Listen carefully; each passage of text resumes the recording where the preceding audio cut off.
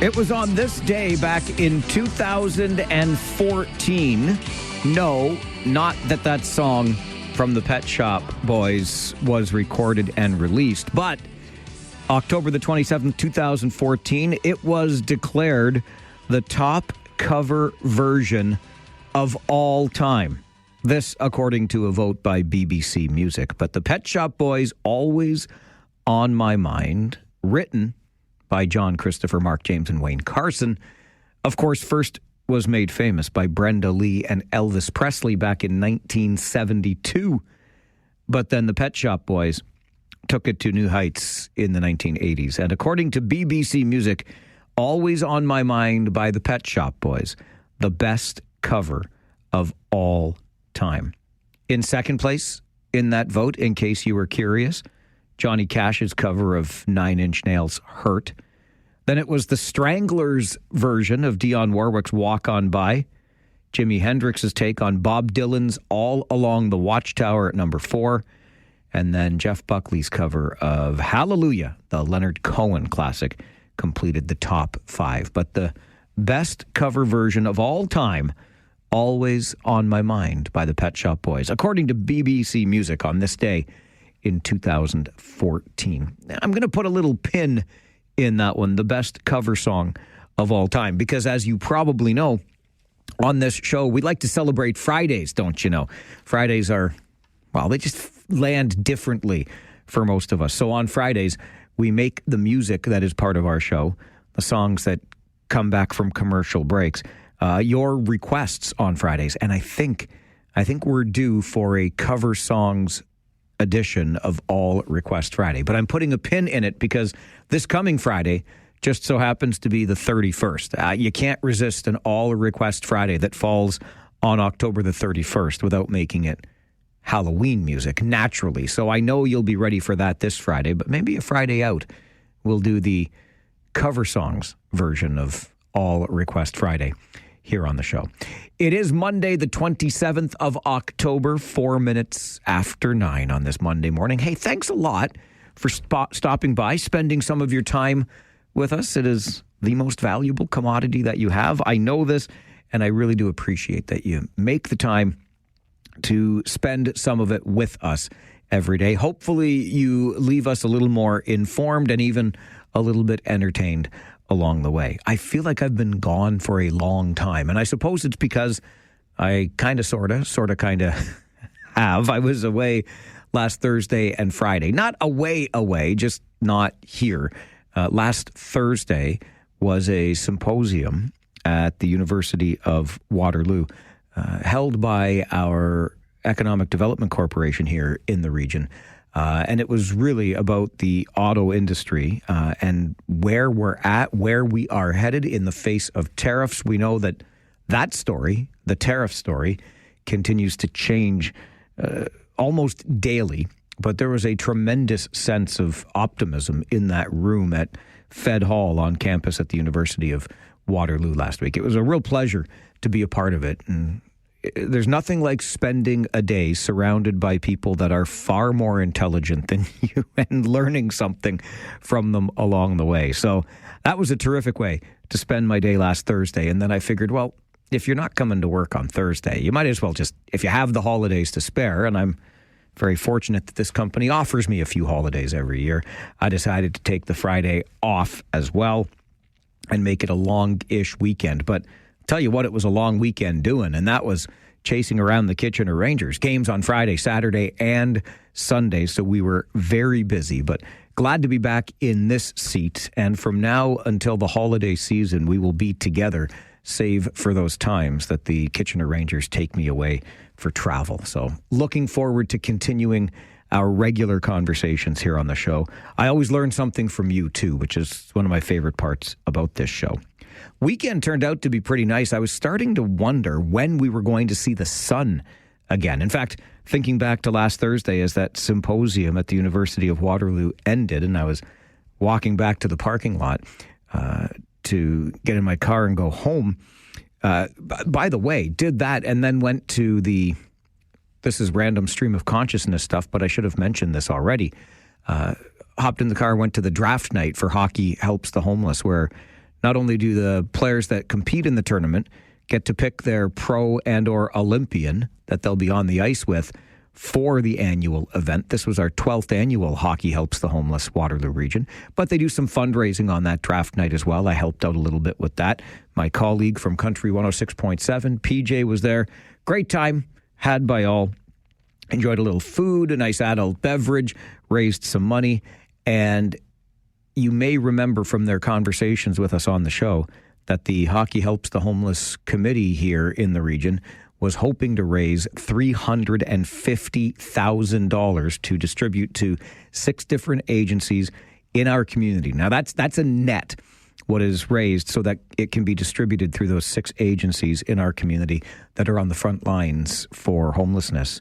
And wouldn't you know, I learned late Friday night that indeed Hockey Helps the Homeless Waterloo region exceeded its goal, raising $352,000 this year, their 12th year that they've been doing this. Now we're just a shade under $3 million raised locally, going back into the community for frontline agencies that are working on the homelessness problem over the past 12 years. So kudos to all involved in that.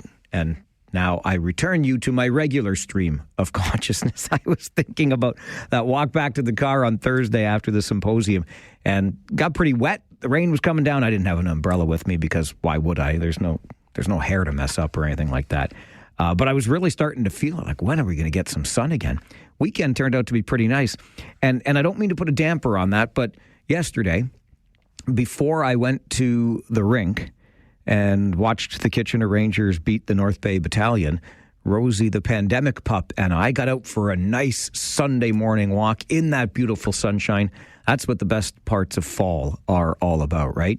You get the sunshine, you get those beautiful colors on the trees, you get the smell. There's something about the smell of fall and the leaves. It was beautiful. It was all fantastic. But you know me, I can't help myself, right? I just cannot help myself. Wouldn't you know that yesterday, in the midst of this beautiful walk in all of the glory of fall, I happened to wander past my old elementary school. That's right. There it was, still standing, the school that I began attending back in 1977, if you can believe it. I went to kindergarten at a different school. We moved to a new neighborhood, and I started grade 1 in the fall of 1977 at this school that I walked past with Rosie, the pandemic pup, yesterday. And I couldn't help but notice. As I walked past the school, there it was, staring me right in the face, a speed limit sign, maximum 30 kilometers per hour through this school zone. You know why as well as I do, right? Because our region insists. It's telling us again and again that this school zone, gosh darn it, it's unsafe. We have to lower the speed limit, not just to 40, but to 30 because it's unsafe. Let me tell you something.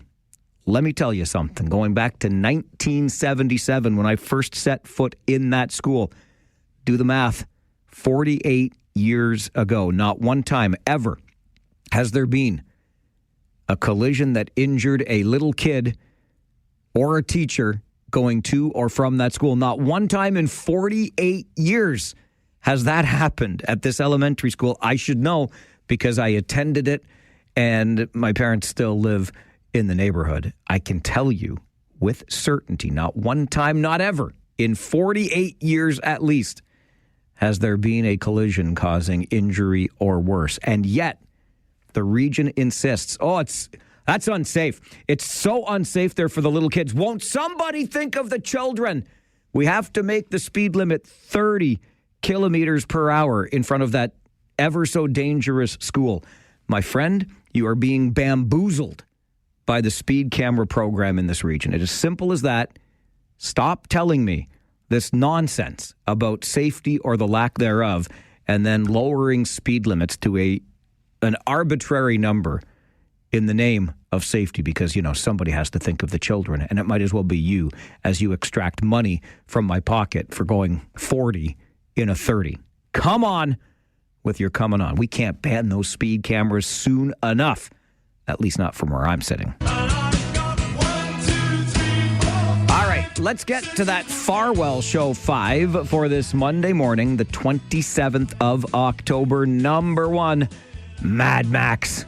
Max Scherzer will be on the mound for the Blue Jays for Game 3 of the World Series as the games move to L.A. starting tonight. Asked which celebrity they'd most like to see at the game, the Jays answered included Mark Wahlberg, Adam Sandler, or Denzel Washington. Tonight's game starts at 8. You can hear it here on 570 News Radio or watch it on Sportsnet. Number 2, good morning to your first place Kitchener Rangers. A busy weekend saw the Rangers pick up 5 of a possible 6 points with home ice wins on Friday and Sunday and an overtime loss in Barrie on Saturday. The Rangers now have 20 points. That is one more than Owen Sound and good enough for first place in the Midwest Division.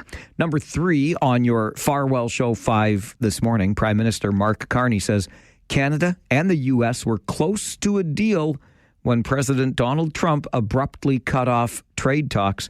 Carney calls the talks very detailed and specific about steel, aluminum, and energy before everything changed late last week. Trump says he ended the discussions because of an anti-tariff TV ad the Ontario government had been running in the U.S. Number 4, analysts are expecting an interest rate cut this week when the Bank of Canada makes its October announcement. Sounds like the benchmark lending rate will drop by a quarter point when that announcement comes on Wednesday, dropping it to 2.25%. The Bank of Canada also dropped its rate in September. And number 5 on your Farwell Show 5 this morning, Canada is poised to lose its international status as a measles-free country. The change is coming on the heels of an outbreak that began in New Brunswick and spread to other provinces, hitting the 1-year mark. Initially, the country eliminated measles in 1998 and maintained that status for more than 25 years, meaning there was no ongoing community transmission and any new cases were travel-related. And that is your Farwell Show 5 for this Monday morning, the 27th of October. Let's take a closer look, shall we, at number 3 on that Farwell Show 5 this morning. How close Prime Minister Carney says we were to a deal with the U.S. on trade when suddenly U.S. President Donald Trump had a change of heart. As seems to be the habit of the President of the United States, these changes of heart come via social media and posts on his own platform, Truth Social. But so upset was the president by that anti-tariff TV ad that the Ontario government sponsored and had running across the United States over the weekend that he said, that's it. I'm done with negotiations. And by the way, I'm applying a new 10% tariff on Canadian goods, which let's just set aside the fact that it's illegal to do this. And by the way, it's hurting American consumers in the process. But it is what it is, as they say, and this is what it's like dealing with the President of the United States. But Prime Minister Carney is in Malaysia, Kuala Lumpur, to be specific, as we speak, at the ASEAN summit. And he was asked about this just earlier this morning, Malaysia time. Are you upset at Premier Doug Ford for running this ad? If this is true that this ad spoiled something that was very close? Look, I'd say the following, which is that in any complicated, high-stakes negotiation, you can get unexpected twists and turns, and you have to keep your cool during those situations. It doesn't pay to be upset. Emotions don't carry you very far.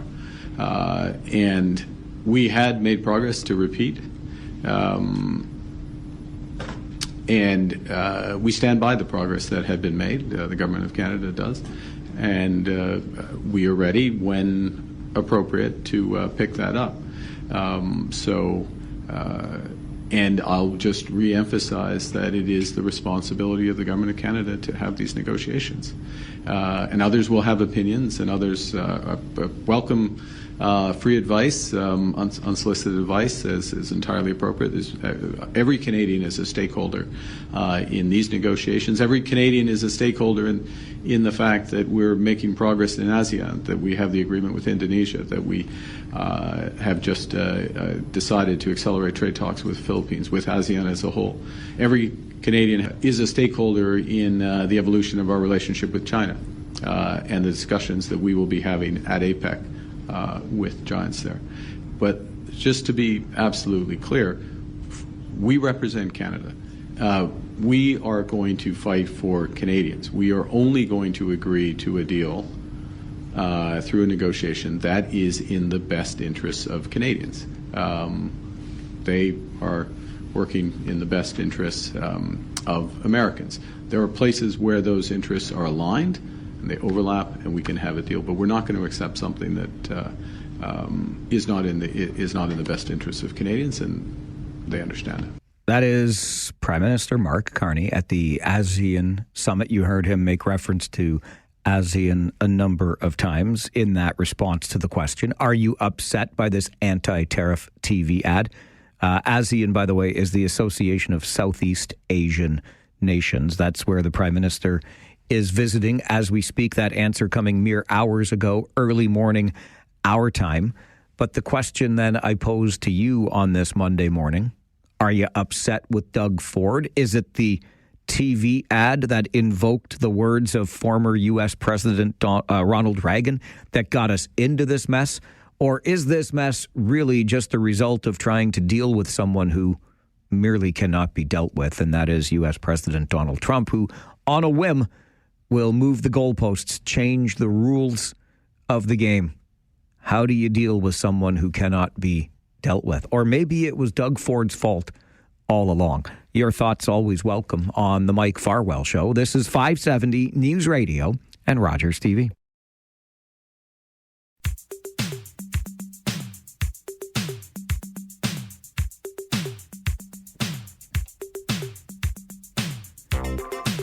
Did Doug Ford get us in this heap of trouble with the President of the United States? Was it that anti-tariff TV ad that has caused the latest turmoil in trade negotiations? I'll point you to Flavio Volpe, who's the head of the Automotive Parts Manufacturers Association and who was a keynote speaker at that symposium at the University of Waterloo last Thursday that I attended and acted as MC for. I have a lot of time for Flavio Volpe. He knows a lot more than I do about a great many things. And according to Flavio Volpe, from his social media post, to be clear, a TV commercial is about to cost American consumers about $50 billion because he's mad, he being U.S. President Donald Trump. What do you make of where we are at? Let's go to the phones and get your thoughts. Lloyd, good morning. Good morning, sir. Yeah, I like Doug Ford. I'm a supporter. I can understand how he feels. But in this case, what he did was he shot himself in the head in order to get blood on his clean shirt.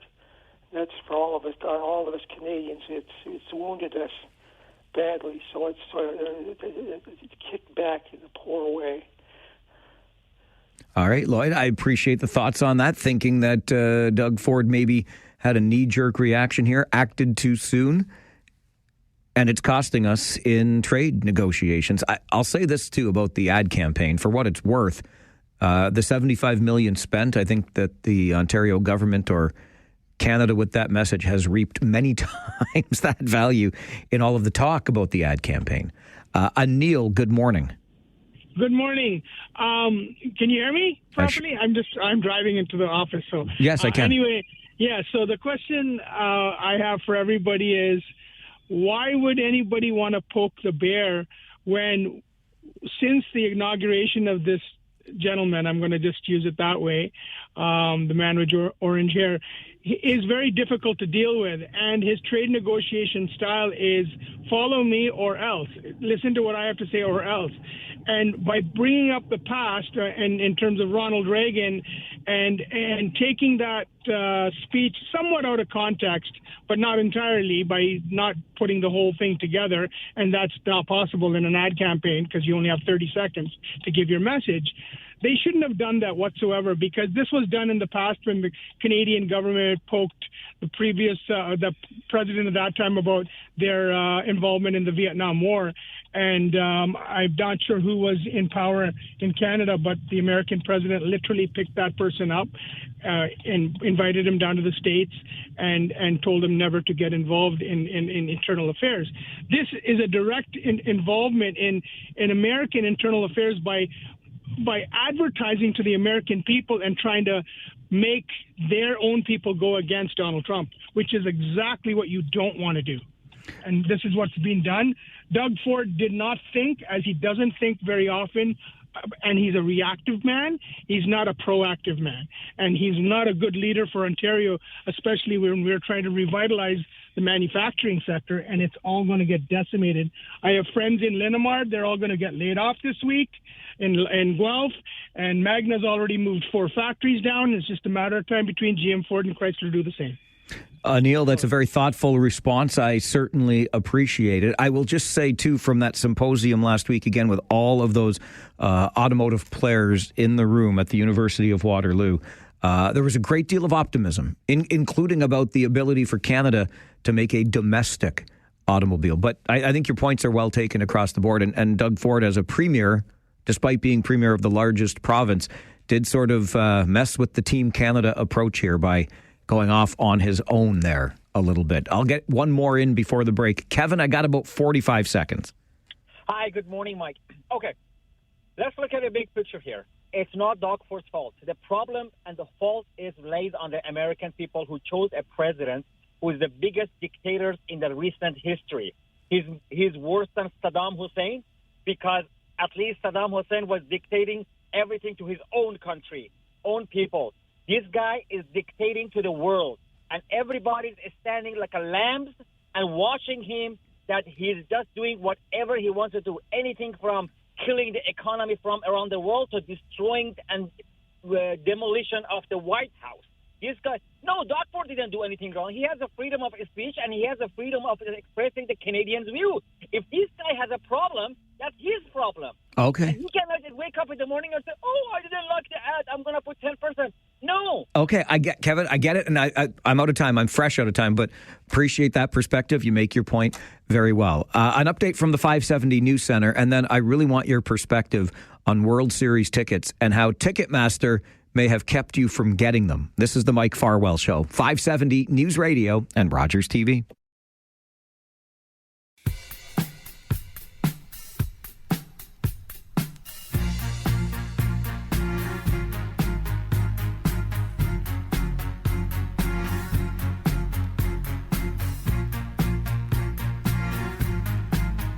The World Series tonight shifts to Los Angeles as the Blue Jays and Dodgers play Game 3, series tied 1-1. But with that shift to Los Angeles, maybe the uproar here on this side of the border dies down a wee bit. That uproar, of course, was around ticket prices for games 1 and 2, Friday and Saturday in Toronto.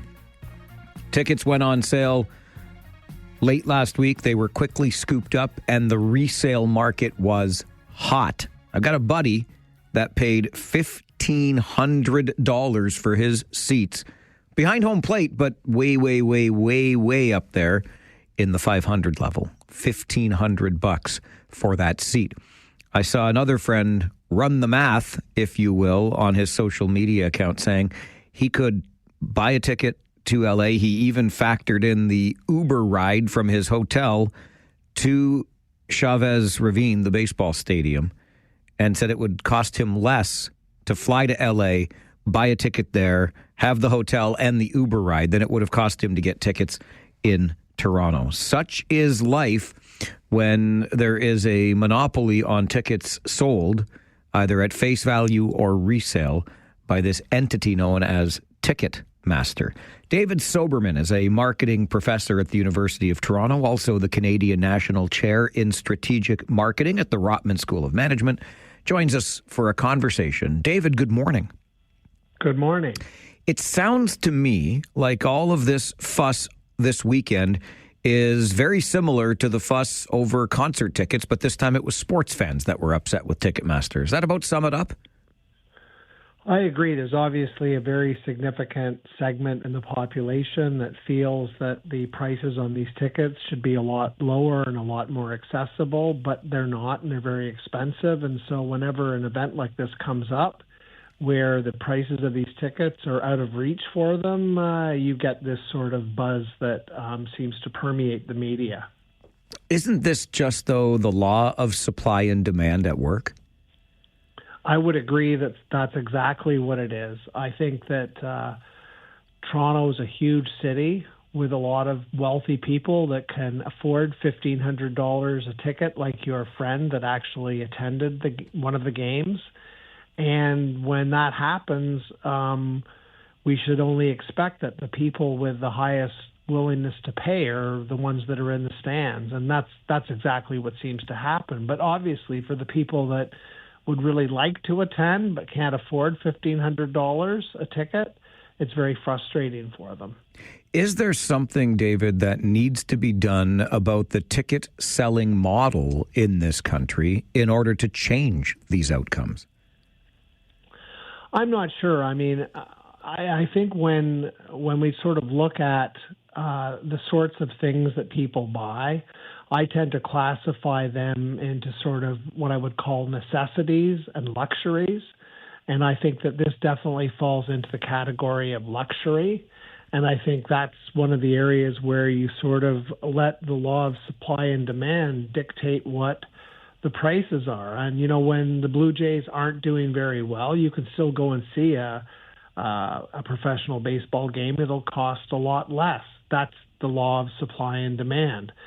Obviously, for things like education and medical services, food, housing, we have a different conversation because these don't fall into the category of luxuries. I think these are things that all Canadians should be able to afford. And when you get into those things that all Canadians should be able to afford, David, like you've just outlined, food, education, etc., that's where government intervention would be necessary, I would say. There's talk and requests being made. Even Doug Ford has said, look, I'm going to stop Ticketmaster from gouging people. I'm going to start looking at that right away. Is this a place that the government should even stick its nose? Well, I think there's an interesting issue here. The issue is what's going on fair, and are actually people getting swindled? Are they getting false tickets? And there's things like that which one can certainly look into. But if, for example, somebody buys a ticket with a face value of $500 and then decides not to go and sells it for $1,500 to somebody who does want to go, they make a profit of $1,000. I don't really think that's a problem. But I think when you hear politicians who speak about, well, we're going to need to intervene, they're really trying to speak to the segment that I described earlier, which thinks that the prices of these tickets should be lower so that they can go. And, the only real solution to this is to have a much bigger stadium. But that's obviously, first of all, it would be very, very expensive. But also the vast majority of baseball stadiums are not much bigger than the current Rogers Center is. It's hard, there's certain sports, like I think football, you could actually have a bigger stadium. But for baseball, having a stadium that's bigger than the one that we have is probably somewhat unrealistic. And you talk about these luxury items, David, like a concert ticket, like a ticket to a sporting event. And really, there is an element of risk, I might argue, inherent in the purchase of that ticket initially. Because if you get in and get a ticket at face value on a pre-sale, or you're one of those lucky ones, I guess, early on, the value of that ticket could actually go down before the game or the concert happens, depending on the demand for it.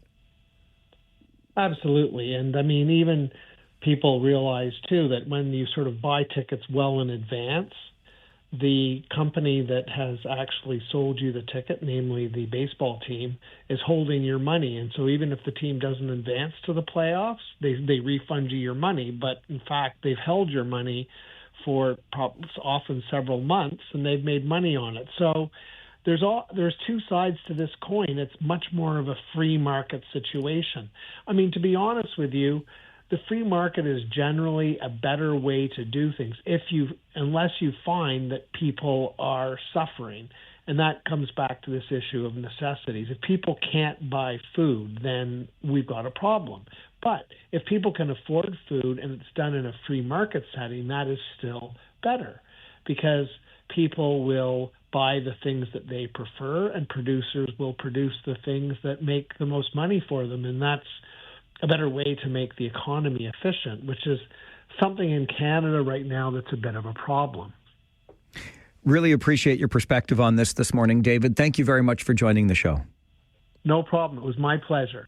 David Soberman is a marketing professor at the University of Toronto. He also acts as the Canadian National Chair in Strategic Marketing at the Rotman School of Management.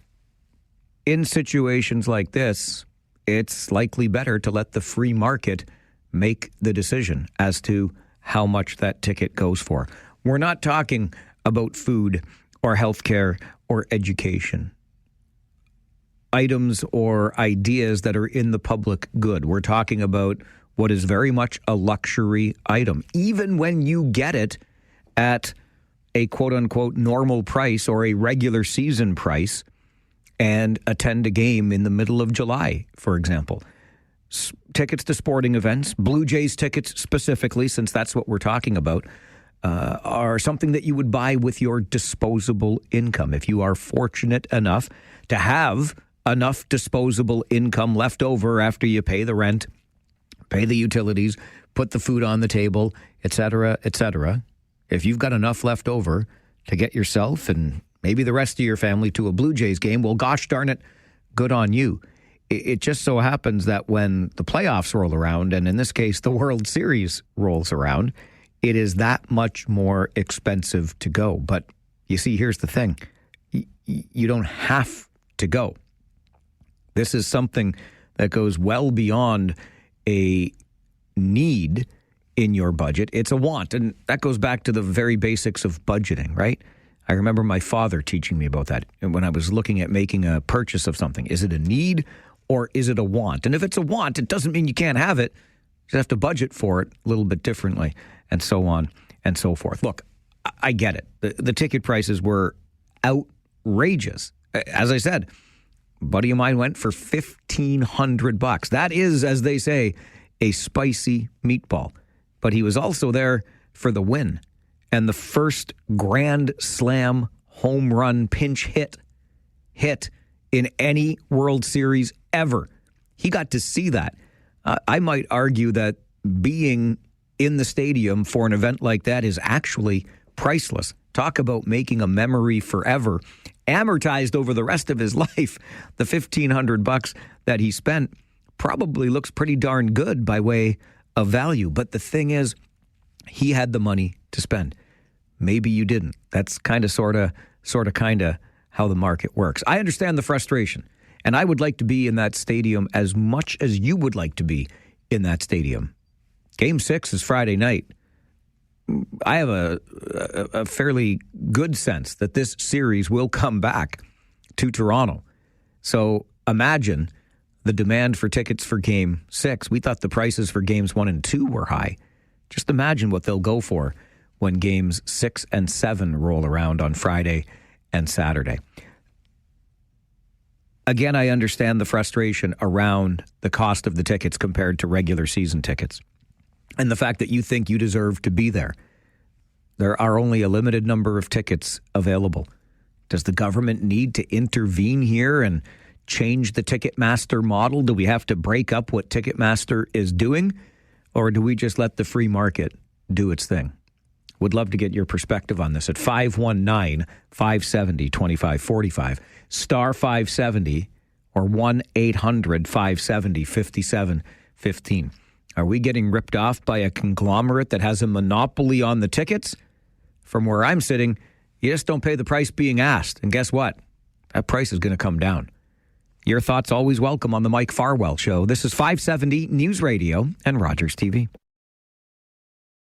The free market is generally a better way to do things unless you find that people are suffering. If people can't buy food, then we've got a problem. But if people can afford food and it's done in a free market setting, that is still better because people will buy the things that they prefer and producers will produce the things that make the most money for them. And that's a better way to make the economy efficient. Generally speaking, the free market is the better way to let things play out. And remember, what we're talking about here with the Ticketmaster uproar are tickets to a sporting event. Certainly not a need in anybody's life, but very much a want. Hence, the ballooning prices on the resale market. That was David Soberman, who's a marketing professor in the Rotman School of Management at the University of Toronto. I tend to lean Professor Soberman's way here. I get it, but I never really expected that I'd be able to afford World Series tickets because it's not exactly in my price range. And as you know, I am as cheap as the day is long. So the market's going to do what the market's going to do. And it's gone and done it. I think one of the biggest reasons that we get so upset about this is because we feel as though those tickets are accessible to us, right? 81 times during the regular season from April through September, we could go to the Rogers Centre and see a Blue Jays game virtually on a whim. And we'd pay, what, 50, 60, 100, 120 bucks, whatever, for a ticket. A luxury item, to be sure, but very much affordable for many of us here in the region. We'll make the trip. We'll make a day of it, a night of it, whatever we do. We'll have a good time. And we could do that pretty much on a whim. Now, with about 40,000 seats available in the stadium and roughly 41 million Blue Jays fans across the country, of course the demand is going to far outstrip the supply, and this is the situation we end up with. Do you want some government intervention here? Do you deserve, are you entitled to less expensive World Series tickets? 519-570-2545, star 570, and 1-800-570-5715. We'll start with Paul. Good morning, Paul. Morning. How you doing? Good, thanks. Yeah. Listen, this whole thing about tickets, first off, they are a luxury item. Okay, plain and simple. It's just a luxury item. Sure, it's nice to go, but you don't have to go. You're going to survive without it. But as far as Ticketmaster controlling the entire output of the tickets, there seems to be something wrong when a certain segment seems to be able to grab up large blocks of tickets and immediately resell them. When you start seeing tickets are posted on a resale market within seconds of them going on sale on the primary market, something's not right. Somebody's rigging the system someplace, and they're doing it for a profit. And I believe in profit, but I'm just wondering if there's some sort of illegal activities going on that's giving somebody an inside lane to purchase large blocks of tickets strictly for resale? Yeah, you know What what, do you think? Paul, it's a great question and a great point. And I think there are issues that need to be cleaned up, primarily these bots that seem to be able to buy tickets in excess and then, yes, turn them around for profit. And don't forget, and if it's one thing I'd love to see clamped down when it comes to Ticketmaster, are the ridiculous fees that the agency charges us simply for transferring tickets or purchasing tickets, et cetera. Those fees are beyond outrageous as far as I'm concerned.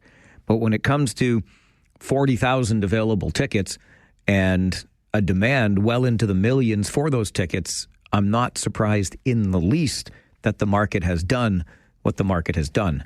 Nate Dogg, number 8 on the official list of Farwell's Force members. Good morning. Good morning, Mike. So Paul just pretty much stole my thunder there, but Ticketmaster, they you go online, say for a concert. Ticket sales start at 12 o'clock. You're sitting there waiting. You wait till that changes to 12. You hit that button to get in the queue, and all of a sudden you're 8,600 people back in the queue. This actually happened to us for a concert.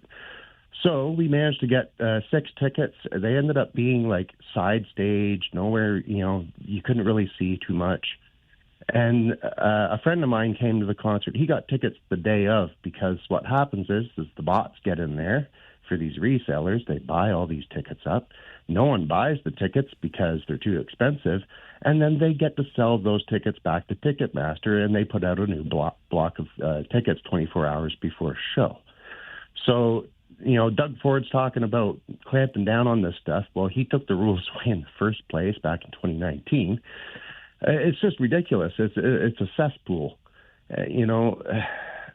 Something's got to be done. The government has to step in. Like, I'm not saying that it's, I get it. It's a luxury thing, all that stuff. But when you're getting these high markups, it's because of I think there's illegal activity going on, just like Paul said.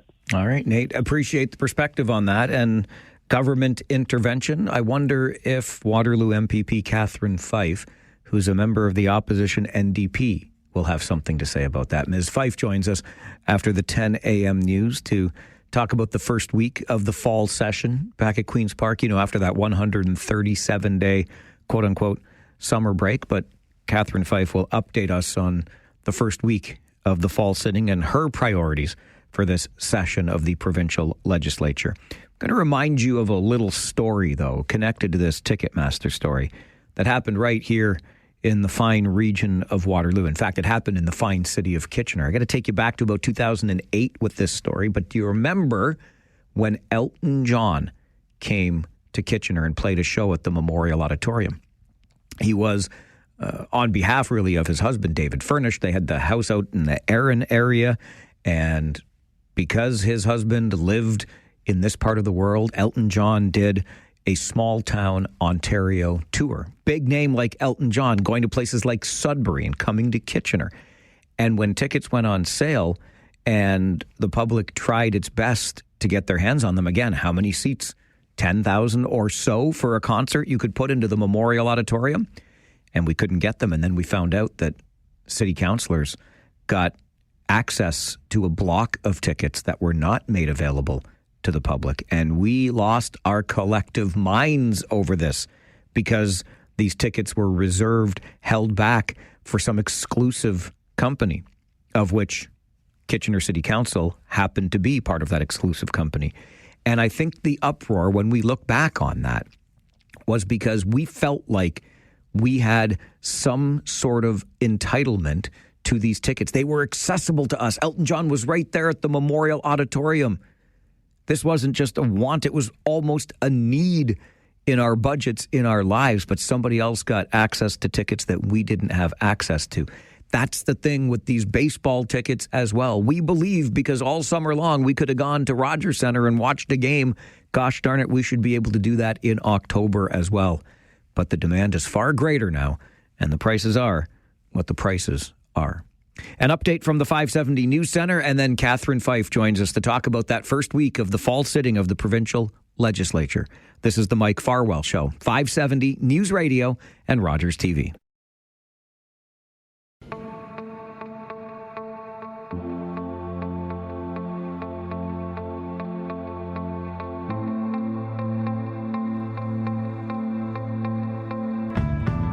Our provincial politicians were back at the legislature at Queen's Park last week.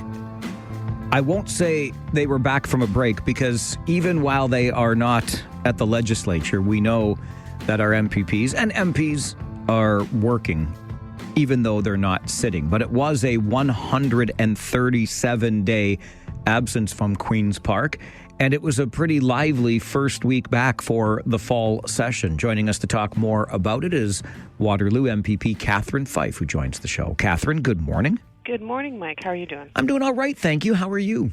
I'm good. We're here at Queen's Park for week 2, or round 2, I guess, depending on how you view it. You're quite right. Last week was quite eventful, and there's a lot of themes, obviously, that are connected with people in Waterloo Region, but certainly the Skills Development Fund dominated the debate and the question periods last week. I did want to start there because it was the Parisian wedding of the minister responsible for the Skills Development Fund that was front and center. What do we know about this story? Yeah, this story is still evolving because we're digging, right, as we should. For your listeners who don't know, the Skills Development Fund is a $2.5 billion fund distributed by the government to organizations that are supposed to generate employment, create training opportunities, and really, catch those organizations that really need a lift so that they can lift people up in their communities. We're looking at unemployment rate of 7.9% in Ontario. We're not going in the right direction, and youth unemployment is actually at 14.8%. So the Skills Development Fund, although is run by David Piccini, who's the minister, and he was on the ropes all week last week, although the Skills Development Fund now has a new title. It's called the Send David to France Fund, which caught his attention, of course. But really, Mike, at the end of the day, those are tax dollars. They should be going to organizations who can generate opportunities so that people reach their potential. Because when people reach their potential, the province does. And we're really in uncharted territory right now with the tariff and trade war. And so we really do need to be mindful of where the money is going. And it shouldn't just go to his friends, his family, and the lobbyists that are connected to Doug Ford in this government. Should Minister Piccini be removed from his role? Absolutely. In fact, there was a day and there was a time in politics, really, where integrity was at the heart of public service. And if a minister was found to be giving preferential treatment to the tune of, $8.9 million here, $7.9 million there, $100 million to organizations that the Premier's campaign manager is a lobbyist for, the minister in good conscience would step down and resign.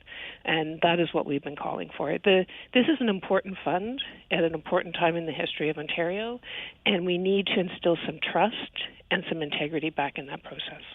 You mentioned that our attention, Catherine, should be on the ongoing tariff and trade war, and to that end, we have the much-discussed advertisement, television ad that Premier Ford had running in the United States that seems to have provoked U.S. President Donald Trump. Yeah. It's embarrassing on many levels, Mike. But, at the end of the day, most Canadians, certainly Ontarians who are, paying attention, know that we're not negotiating with a rational leader of the United States, right? So, Doug Ford has been playing this Captain Canada role, and I think hopefully now he will recognize that sometimes you can make a situation worse. Now, of course, who knew what Donald Trump was going to do, right? But at the end of the day, because of that commercial and because of the $75 million that went to fund it, we now have the threat of a 10% increase in tariffs. And that is bad for the economy at the end of the day. So I think the Premier of Ontario should just focus on Ontario and do his job, which obviously is not going well right now, and stay in his lane, like he used to say that to the Auditor General.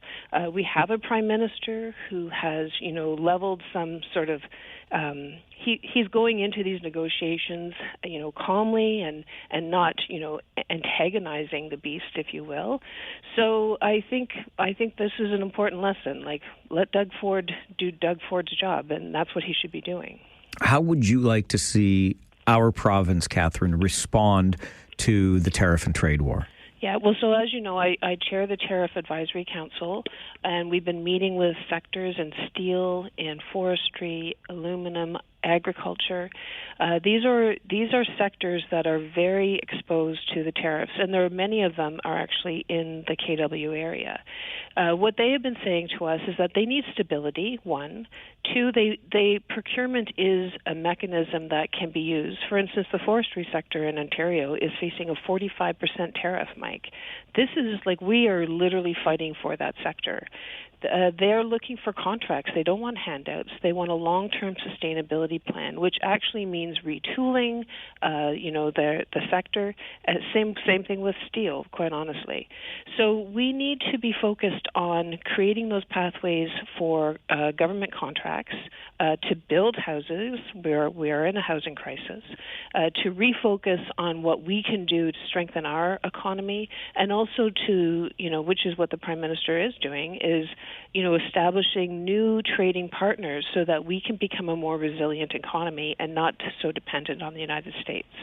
And some of this work should have been happening a long time ago, but this is what the Premier of Ontario should be focused on, using Canadian steel and Canadian projects, building Ontario up instead of, picking fights with an irrational leader of the first world. One of the other issues that came up last week, Catherine, and perhaps Premier Ford felt it was a welcome distraction from everything going on with Minister Piccini, but that was, of course, the exorbitant cost of tickets to go see a World Series game and the ongoing conversations around how to regulate Ticketmaster, for example, if at all. Do you think this is a place that the province should intervene? Well, it's an interesting question because, obviously it's a hot spot right now because of the Jays. But the Ticket Sales Act actually was enacted under the former Liberal government, Mike, and they had capped ticket resale prices, but you could increase the price up to 50%. So they left a profit margin in there. We fought that. The Ford Conservatives made changes to the Act back in 2019, allowing the resale for any amount above face value. So for them, it's the Wild West on ticket prices. So they're apparently okay with being gouged. This ultimately, for us, as the official opposition, this is a consumer protection issue, and we have introduced a motion. We would love to see the government, come on board, but at the end of the day, is that we're looking for, fair ticket prices instead of price gouging, and it shouldn't be the Wild West. Hopefully we can agree on that. I know you have some opinions on the issue, but really leaving Ontarians at the mercy of a system overrun by fraud. There's automated bots, there's predatory resellers who charge far beyond face value for those tickets. And at the end of the day, it's about accessibility as well. What priorities, Catherine, are you taking into this second week and really this fall sitting of the legislature? Yeah, so we've really, for what we heard throughout the summer, and you're quite right, there was no reason for us to be away this long from Queen's Park. But what we heard from people is affordability and jobs. These are the number one issues. Right now, when you're looking at, 1 in 4 workers that are aged between 15 and 19, they can't find work. They're desperately looking for work. And having the Premier say, just look harder for jobs that don't exist is not a responsible attitude. So we are focused on, jobs, affordability, and at the end of the day, ensuring that there's some transparency in where the money is going. In here at Queen's Park, and we're going through estimates this week, so these are the projected money that we're going to be spending on various ministries. There has to be some common sense, right? The government, I don't know if you saw this over the weekend, Mike, is that they introduced Bill 60, which would remove tenure rent control for people who have been long-term renters. One way that you can certainly destabilize an economy is limit shelter options and housing options. So, we are still trying to be productive with this government, but I can tell you, many days it feels like a losing battle. Catherine, we always appreciate the time on the show. Thank you very much for joining us this morning. Have a great day, Mike. You too. Bye now. Catherine Fife is the MPP for the city of Waterloo, or the riding of Waterloo. She joins us from Queen's Park. In about 15 minutes' time, she'll be sitting down to get the day started at the provincial legislature. Look, we've talked about the TV ad that has sparked outrage or poked the bear at minimum in the United States. We've talked about Ticketmaster, and I respect Catherine Fife's and the positions of many who feel as though this absolutely is a consumer protection issue, and there should be greater accessibility than the free market allows to those tickets. So we can park those two aside for now, because there are so many other issues to talk about. And one of them for me is something that Catherine said that really resonates and has long resonated with me, and that is integrity used to be, and she used past tense here, used to be at the heart of public service. And just consider what Ontario Labour Minister David Piccini is involved in. Not only is he responsible for this provincial fund of $2.5 billion that is dedicated to training workers for the job market, but the Auditor General recently criticized this fund. Again, $2.5 billion. And the Auditor General says the fund is not fair, it's not transparent, it's not accountable. And what we've learned along the way is that Minister Piccini recently attended the wedding of a lobbyist to the provincial government whose clients received more than $8.5 million from that fund. And oh yeah, by the way, the wedding wasn't in downtown Toronto, it was in Paris. He also went to a Leafs game in rather exclusive and expensive seats with one of those clients months before he took over as Labour Minister and awarded funding to that company.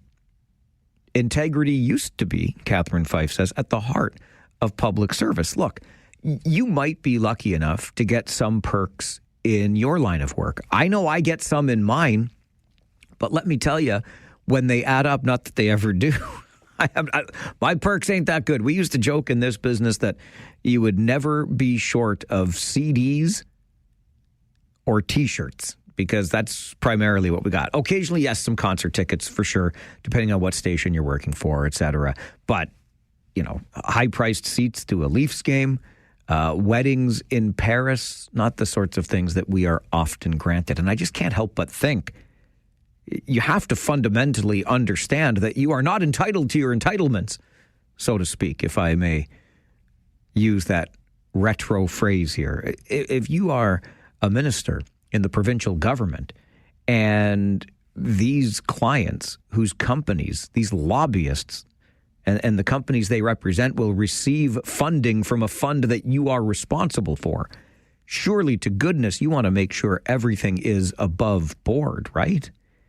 You don't want there to be any, not even the slightest hint that you were somehow persuaded to dole out some of this $2.5 billion to, let's call them government-friendly businesses, organizations, clients, etc. You would want to ensure that you are greater than arm's length away from these sorts of things. And yet, here we are. So, should Ontario's Minister of Labour be fired? Should he resign? Do you believe that integrity is still at the heart of public service? Your thoughts are always welcome on the Mike Farwell Show. It's $2.5 billion. If this fund is not being used in a fair, transparent, or accountable way, I'll bet we could come up with some other ways the money could be spent. We'll take your calls after this on the Mike Farwell Show. 570 News Radio and Rogers TV. There was a time in politics where integrity was at the heart of public service, and if a minister was found to be giving preferential treatment to the tune of $100 million to organizations that the Premier's campaign manager is a lobbyist for, the minister in good conscience would step down and resign. And we need to instill some trust and some integrity back in that process. That is Waterloo MPP Catherine Fife, who represents the New Democrats at Queen's Park and has for 5 terms now, into her 5th term. Joining us to talk about the first week back to the provincial legislature after a 137-day summer hiatus, during which MPPs, of course, did work in their constituencies, but not really the business of question period and holding the government to account at Queen's Park. And so as we begin the second week, Catherine Fife and I recap a pretty raucous first week back, which was dominated by questions to Ontario's Labour Minister. How was Paris, where he attended the wedding of a lobbyist? And by the way, that lobbyist's client received $8.5 million from a fund that the Labour Minister is responsible for allocating. It's a $2.5 billion fund. And when you hear, as Catherine Fife just pointed out, that there's upwards of $100 million that you would raise an eyebrow about coming out of that fund and going to government-friendly companies, clients, agencies, whatever, or however you want to describe them, it gets more than a little bit concerning. Look, the fiscal track record of this so-called conservative government in Ontario is not exactly a rosy one. And I say so-called conservative because, of course, we know politically conservatives tend to be fiscally responsible, if not fiscally reckless in the eyes of the opposition because they cut too much and spend too little. In this case, there seems to be an excess of money floating around Queen's Park. Remember the billions we got in rebates before the last provincial election, which was called earlier this year to capitalize on weak opposition and opportunity for the Premier? So he's been extended his contract until 2029. And part of the problem here, make no mistake, is that the opposition hasn't been able to mount anything sufficient, frankly, by way of competition. No disrespect to Marit Stiles, but I mean, not since Bob Rae has an NDP government been elected in Ontario, and I don't think Ontario has forgotten that back in 1995 or from 1990 to 1995. And the provincial NDP hasn't had an opportunity, quite frankly, since then. From Howard Hampton to Andrea Horwath to Marit Stiles today, Ontarians and frankly Canadians, when you look at the federal picture, other than the orange wave under Jack Layton, we as a people have not been warm to the NDP as a party to form government. And the Liberals at Queen's Park, I guess, have not been forgiven either for the McGuinty win years because it's been one failed new leader after another, the most recent being Bonnie Crombie. So Ontario Premier Doug Ford and his Conservative government here in Ontario has little in the way of opposition. That doesn't mean they don't get held to account, which they are being held to now that Queen's Park is back in session. But it doesn't appear as though the Labour Minister is either going to resign or be fired anytime soon. Among other issues going on at Queen's Park, and we've talked about it already on the show, is the Ticketmaster issue, whether or not there needs to be some sort of regulation here to ensure the accessibility of tickets for sports fans. I bring this up again because I want to let you know we've just been informed in the last 20 minutes or so that there is going to be a World Junior Hockey pre-tournament game in Kitchener in December. So we all love the World Juniors over the holidays, where the best junior hockey players in Canada compete against the best junior hockey players in the rest of the world. We pin our hopes on those Canadian boys or those young Canadian men. And on December the 17th, it's a Wednesday, there's going to be a game at the Kitchener Memorial Auditorium as Canada plays a pre-tournament World Junior game versus Sweden. Wouldn't you know, I'm in Sarnia that night with the Rangers. I guess that's why the Memorial Auditorium's open. But I want you to have your chance, if you're so inclined, to get tickets. They're going on sale to the public on Friday morning. I'm warning you right now, okay? hockeycanada.ca/tickets. And you could see a World Junior tune-up game right here in Kitchener at the beautiful Memorial Auditorium, December the 17th. Tickets go on sale Friday morning, hockeycanada.ca/tickets. I'm going to get you an update from the 570 News Center and then extending LRT into Cambridge. Let's do it for seniors' sake. We'll share the argument with you coming up on the Mike Farwell Show. 570 News Radio and Rogers TV.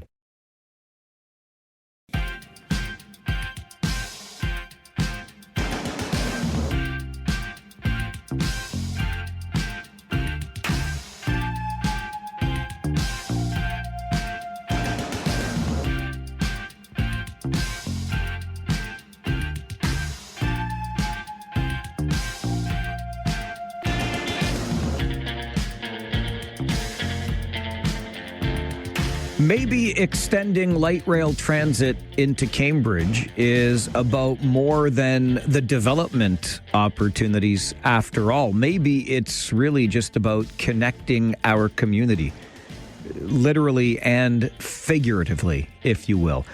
Brian Paul joins the program this morning. Brian is the executive director at SHOW, Supportive Housing of Waterloo.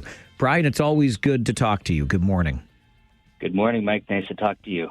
You have written a letter that argues that LRT expansion is not just a transportation project, but instead a statement about who we include in our community's future. What do you mean by that?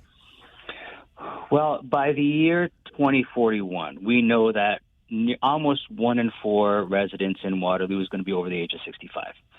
So for many of these individuals, they're not going to be able to drive anymore. It's not going to be an option. So they're going to rely on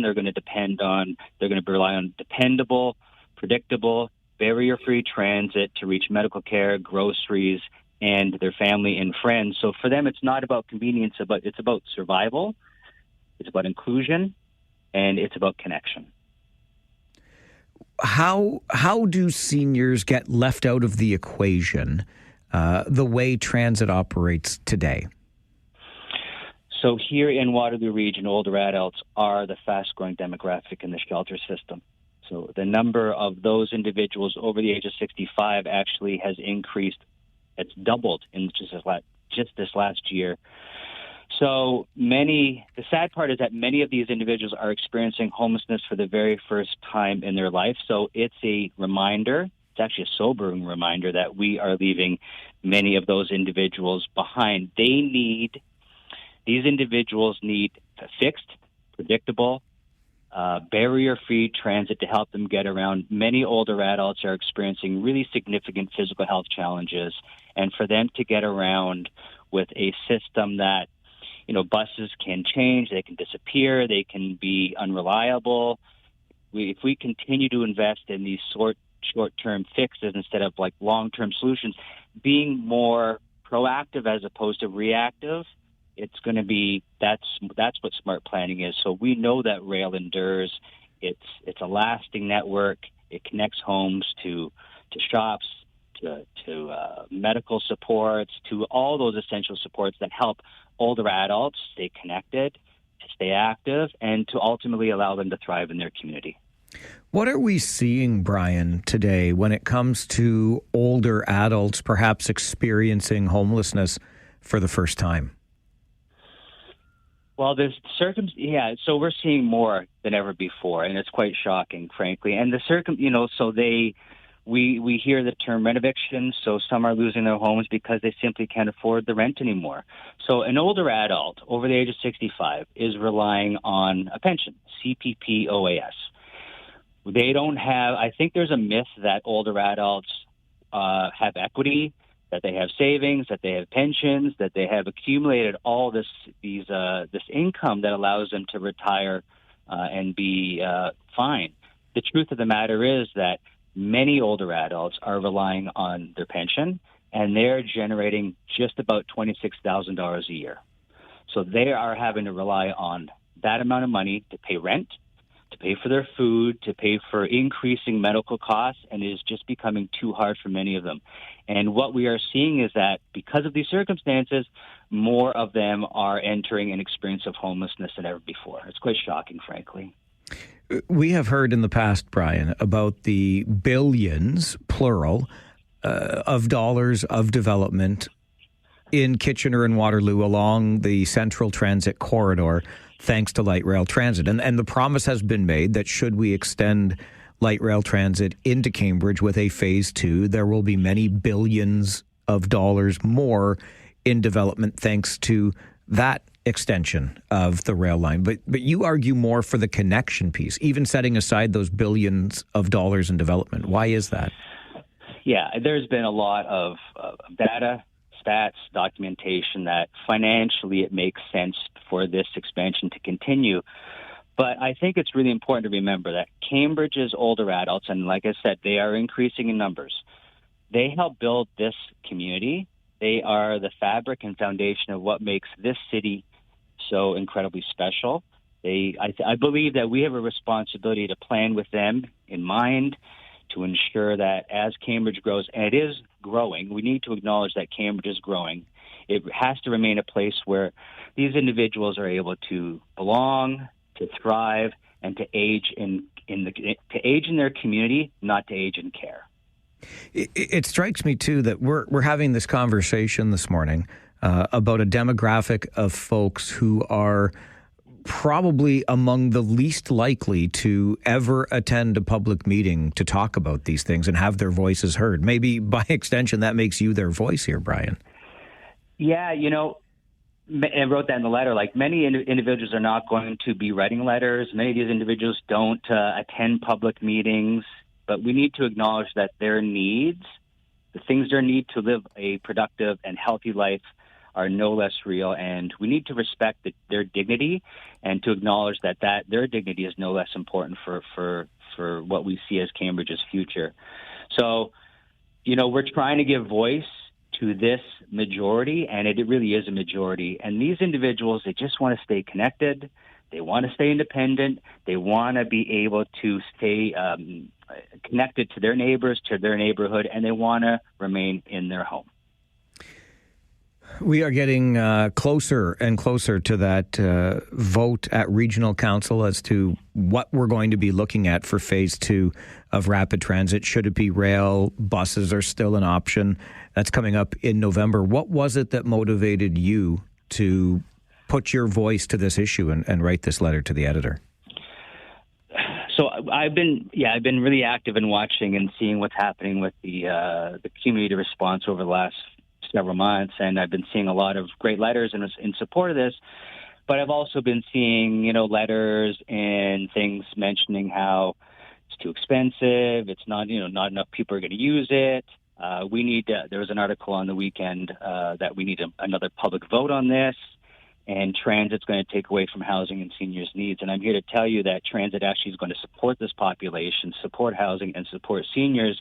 And just to remind people that people can get fixated on the numbers, and that's all obviously very important to this entire project, but we need to remember who's going to benefit the most from this service, from this expansion, and we need to remember that there are a lot of voiceless individuals out there who simply want to get around in a comfortable, predictable, reliable manner, and that's our community's older adults. And we have a responsibility to ensure that we plan with them in mind, and I just have not seen enough spoken or said about this population. I really appreciate you speaking up for them, Brian, and making time for our show this morning. Thank you very much for being here. Thank you, Mike. Brian Paul is the executive director of SHOW, which stands for Supportive Housing of Waterloo. He argues that you can even set aside all of the big numbers about development and the billions of dollars that fixed transit rail lines will bring in. Think of that Hespeler Road corridor. It's been talked about often. I'm talking about Cambridge now because that's where Phase 2, of course, would go, and the billions of dollars in development that could happen along that rail line, along that corridor in Cambridge.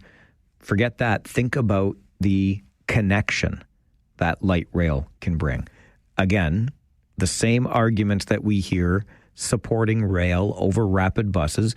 Bus routes can be changed. They can be eliminated. Bus stops can be relocated, which goes against the development argument for rail, right? Once you put rails in the ground, this is permanent. Well, except for the old rail line that we had with the trolley cars back in the day that we buried, and that's a whole other story. This is a much more, though, permanent idea. That's why the development happens. That's why rail is the catalyst for that development, because the tracks are there. The stations aren't getting moved. The service will always run along those tracks. But Brian talks about the importance of that connection, because a reliable transit system helps people, and he's advocating for older adults in our community, helps them stay linked to their communities and to one another. And he thinks that Cambridge deserves the same benefits that Kitchener and Waterloo have already realized. Here in the region, older adults are the fastest growing group in the shelter system now. and the number of people aged 65 and over on the wait list for supportive housing has nearly doubled in the past year. So Brian Paul, the executive director of supportive housing of Waterloo, is speaking up on behalf of that demographic that, quite frankly, is more concerned right now about getting that supportive shelter than it is worrying about what the next phase of rapid transit looks like in this community. But you heard Brian make reference to that other published piece this past weekend because I read it myself, and I think I might invite Cambridge City Councillor Helen Schwery onto the show to talk about this, because she was the one who is advocating for a referendum. A plebiscite is the word she used. That's a fancy word for a vote. A referendum is a slightly less fancy word for it. Is it time to put phase 2 of rapid transit to the public for a vote? Let's just have a public referendum on it and decide whether or not we want to move forward with phase 2 of light rail transit. I get caught up in the numbers too. I'll be the first to admit it. $4.5 billion is an awful lot of money. And if I've said it once, I've said it 100 times. We can talk all we want about municipal taxpayers not footing the bill. This should be funded provincially and or federally. But even if it is, when a provincial or federal government funds something, it's only giving us back the money that we've paid in to their tax systems or through their tax system. So ultimately, we are still paying for it through the tax dollars that we pay. It just gets distributed a little differently when it comes from the province or the feds. But what if I were to put Councillor Schwery's suggestion to you this morning? Do you want to have a public referendum on phase 2 of light rail transit, whether or not we should even move ahead with it? Does Brian Paul's argument from supportive housing of Waterloo sway you in any way? What about that fast-rising demographic in the shelter system? Our older adults who need this connection, who need the reliability of service to get to appointments, to stay connected to one another. Will we think of them as we move forward with this rather ambitious project? It's getting awfully close to voting time at the regional government. That's why we're having these conversations today. Cambridge City Councillor for Ward 1, Helen Schwery, says, let's put it to a public vote. Why don't we put it to a vote right here? However unscientific it is, we'll take the sample size that we've got on the show. Do you think we should have a referendum, a public vote on whether or not to build rail into Cambridge? I'll keep track. I got a pad of paper right in front of me. Let's find out who votes yay, who votes nay. 519-570-2545, star 570 and 1-800-570-5715. Should we put phase 2 of light rail transit to Cambridge to a public vote? We'll take one right now on the Mike Farwell Show. 570 News Radio and Rogers TV. We need to acknowledge that their needs, the things they need to live a productive and healthy life, are no less real, and we need to respect their dignity and to acknowledge that their dignity is no less important for what we see as Cambridge's future. So we're trying to give voice to this majority, and it really is a majority. And these individuals, they just want to stay connected, they want to stay independent, they want to be able to stay connected to their neighbors, to their neighborhood, and they want to remain in their home. That is Brian Paul, who's the executive director of SHOW, which stands for Supportive Housing of Waterloo. He is speaking up for those who are unlikely to participate in any conversation around light rail transit phase 2. And that is the increasing demographic of residents in this region who are over the age of 65. By 2041, 1 in 4 people living here will be of that age, 65 or over. Let me do the quick math, and yep, I'm going to be part of that demographic by the time 2041 rolls around. By that time, driving may not be an option. They will be depending, Brian writes, on predictable, barrier-free transit to reach medical care, groceries, and family. So LRT is not about convenience, it's about connection, inclusion even survival when it comes to getting to those medical appointments, picking up medications, et cetera. That independence that we may take for granted now decreases over time. But light rail could be a huge connector in all of this.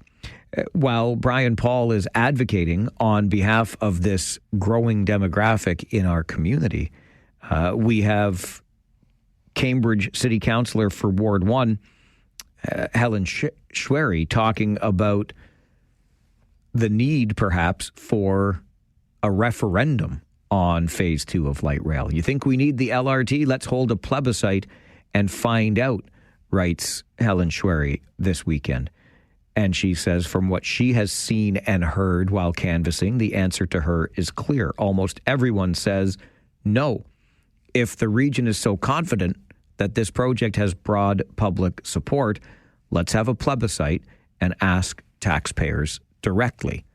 So writes Helen Schwery, councillor for Ward 1 in Cambridge this weekend. I think we're going to reach out to Councillor Schwery, get her on the show later this week, but we could have our own little informal poll now at 519-570-2545, star 570 and 1-800-570-5715. Do we need light rail into Cambridge, or will rapid bus do the trick? You can also send an email, as Rob has, to mike@570news.com. And Rob says, no to a public vote. I support expansion. Russell is the other way around. He says, I'm sticking to my guns. No light rail in Cambridge. It's too expensive and unnecessary. Shocking that 2 votes in were split right down the middle. Look, when it comes to light rail transit and the expansion into Cambridge, we know that we're talking about an incredible budget line item here, $4.5 billion. But one of the questions we have to ask ourselves, and that's why if this was put to a vote, I would also vote in favor of extending rail into Cambridge. First of all, I think you deserve it, Cambridge. You've waited long enough, and you're still waiting. You know, Brian Paul talks about that demographic of people aged 65 and over in this community by 2041. I might be so bold as to suggest you'll be lucky to have rail in Cambridge by 2041. I think 10 years from now is a rather ambitious timeline. And I'm just throwing that out there. I don't know what the actual numbers look like in terms of when light rail phase 2 could be finished in this community. But the $4.5 billion price tag is the one that gives many of us pause, and I include myself in that group. It's hard to imagine that kind of money when the first phase cost less than $1 billion. And when we were building phase 1 and we talked about doing the entire system as opposed to phasing it, we could have done the entire system for $1.8 billion a decade or so ago. So you think the whole thing for 1.8, and now you think of just phase 2 for $4.5 billion. It's tough. But what has Cambridge become without light rail is the question I keep asking. Don is on the phone with us. Good morning, Don. Good morning. I definitely would say they don't need it. Buses are far better. They can change the route if they have to. I go to a long-term care home every day to see my wife, and the light rail is no good to me whatsoever. It doesn't go anywhere near it. Doesn't go near the hospitals other than KW. And when you get older, you go to the old people's home and it just doesn't go there. All right, Don. So Don likes the flexibility of buses, which is one of the arguments that Brian Paul from Supportive Housing of Waterloo makes against the bus system, because you have to keep up with the changes to the routes. But Don says the buses are doing exactly what he needs them to do right now, which is getting him to the long-term care home where he can visit with his wife. That's 2 for no, or 2 for yes to a public vote and 1 against a public vote. Don't worry, we're not done talking about this, because that big decision's coming up at the region in a matter of weeks. This is the Mike Farwell Show, 570 News Radio and Rogers TV.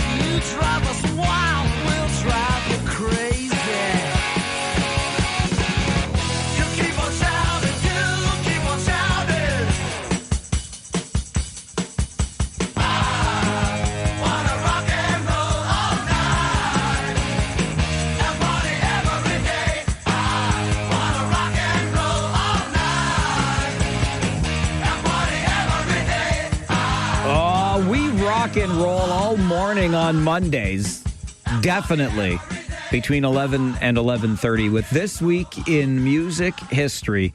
Every Monday morning at this time, we're joined by our good friend and musicologist, Brian Allison, who takes us on this trip down a musical memory lane. Don't forget Brian's Facebook page of the same name, This Week in Music History. You can follow along there for more on these tidbits that we'll discuss today and even more information from there.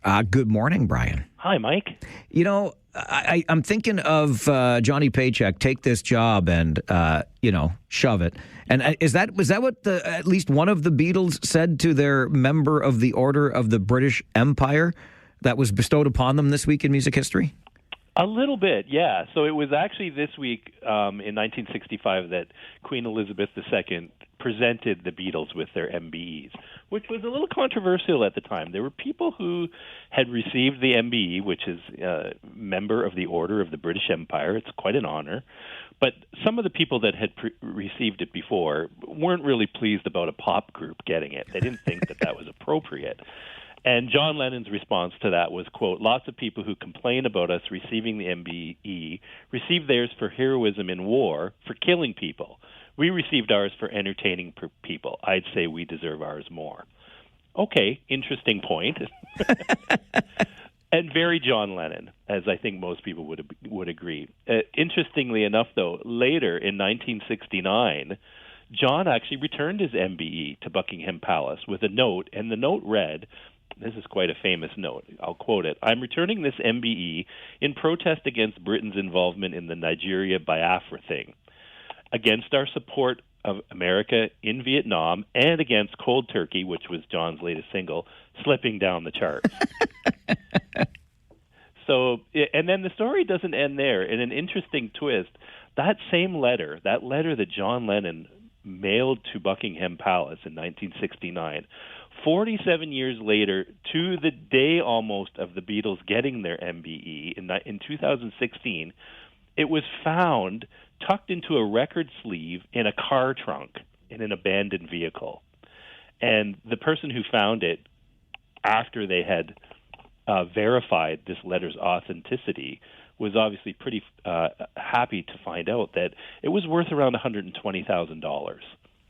So it was a nice find for that person. I love those stories, though. Imagine. So you get bestowed this great honor by Queen Elizabeth II, and people are upset that a pop band is getting the honor. That's all well and good. And then one member of said band returns it in a fit and writes this letter that somehow ends up in a record sleeve in the trunk of an abandoned vehicle that somebody finds decades later. Yeah. Wild. Yeah, it's an incredible story. It was. And then there's the whole piece about John years later said that, when they went to accept their MBEs, they slipped into a little side room in Buckingham Palace, and the four Beatles all smoked a joint together. And, because what could be more sort of rebellious in 1965 than smoking a joint when you're going up to meet the Queen? George Harrison years later said, "That's a John story. That never happened. We did slip into a side room and have a ciggy because we were all smoking cigarettes in those days, but we never smoked a joint." All right, let's stay with the Beatles. And on this week in 1969, Abbey Road reaches number one. Wow, and what a great record. This is by far and away my favorite Beatle album of all time. If I'm going to spin a Beatles album, which I'll do frequently, Abbey Road's my go-to. So it was their 13th U.S. number one album when Abbey Road hit number one on November 1st, 1969. It was the final studio recordings from the group, and it was heavy on the George Harrison because George was pushing for more of his songs. So we have a great song like Something. We have Here Comes the Sun. Obviously, those were big hits for the Beatles. And then you've got the whole cover controversy. People saying that it supposedly contained clues about the Paul is dead phenomenon. For instance, Paul's barefoot. There's a license plate number available on a Beetle that's parked, which says LMF 281 if, which people said Linda McCartney weeps, and 28 if Paul would have been 28 if he'd not died at 27. And again, you can take from that what you will, but it was an interesting album for its content and its music, obviously, but also for the cover itself. one of the first times that an album, again, it was another one that the Beatles did in addition to Sgt. Pepper, they didn't have their name or the title of the album on the cover. That was pretty standard operating procedure in 1969. The front cover of the album should clearly have the band's name and the title of the album. They put it on the back, which was something different at the time. All right, this week in 2014, the Pet Shop Boys, and the song that I started the show with today for this very reason. Yeah, so 2014, the Pet Shop Boys' Always on My Mind was voted the top cover version of all time in a BBC Music vote. So they took a poll online, and people voted on this, and they chose Always on My Mind, the song written by John Christopher, Mark James, and Wayne Carson, was also made famous by Brenda Lee. Elvis Presley had done a version of it, and the Pet Shop Boys sort of revamped it with an electronic sound, and it was voted the number one cover of all time. A couple of others that were mentioned, Johnny Cash's cover of the Nine Inch Nails song Hurt came in second place, and then the Stranglers' version of Dionne Warwick's Walk On By. Also, Jimi Hendrix's take on Bob Dylan's All Along the Watchtower was in fourth, and then Jeff Buckley's version of Leonard Cohen's Hallelujah topped the top five. So all really good cover versions. I'm not sure if they got it absolutely 100% right with the Pet Shop Boys being the number one cover. I don't know. What's your thoughts? What's your favorite cover song ever, if there is one? See, this is the thing. I used to be a much bigger snob than I am today, and I was completely and utterly anti-cover tune. I'm like, no, stop remaking songs. The originals are always better, and I'm not even going to listen to your song if it's a cover song. But then I realized how many songs I probably liked that were actually cover songs to begin with. Yeah. So I think, first of all, we're going to do an All Request Friday cover songs version in the not-too-distant future. And I'm probably going to go with Blinded by the Light, although I got to say, and I think, was it Alien Ant Farm that did Smooth Criminal, the Michael Jackson? I mean, pretty darn good. That was pretty awesome. Yeah. I'll admit that. I think if there's always that question, is there a cover song that's actually better than the original? That's pretty hard for me, especially being a Beatles fan. But one of my favorites that I think is pretty close was Aerosmith covering Come Together by the Beatles. I think that song was almost meant to be an Aerosmith song. It sounds so good. Brian Allison is our good friend and musicologist who joins us every Monday morning at 11 for This Week in Music History. Don't forget the Facebook page. It's got the same name, This Week in Music History. Follow along there and get even more tidbits. Why did we start the segment this morning with Rock and Roll All Night by Kiss? And there's a new biography film out of Bruce Springsteen, leading one to wonder, what is the very best movie that tells the story of a musician that we love or a band that we love? That and more coming up as we continue This Week in Music History this morning with Brian Allison on the Mike Farwell Show. This is 570 News Radio and Rogers TV.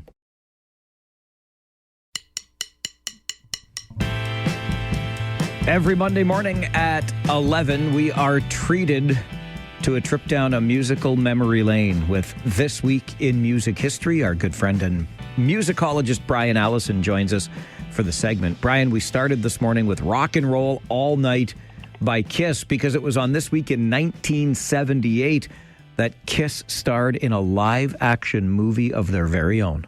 And what an event that was. Kiss meets the Phantom of the Park. Classic title, eh? Absolutely. It screams 1978. Oh my goodness. So yeah, this occurred probably when Kiss was at their peak. 77, 78 was when commercially and musically, they were one of the most, obviously the most recognizable, but one of the top bands in North America and if not the world. So they decided, well, we could make a movie. The Beatles made movies. We could make a movie too. And this was kind of billed the movie as A Hard Day's Night meets Star Wars, which sounds really cool until you see the movie. It was just such a childish plot. It didn't really go anywhere in terms of, moving the needle on filmmaking. The film's production was plagued with problems. Several members of the band were threatening to quit throughout it. Although when it aired, it did quite well in the ratings.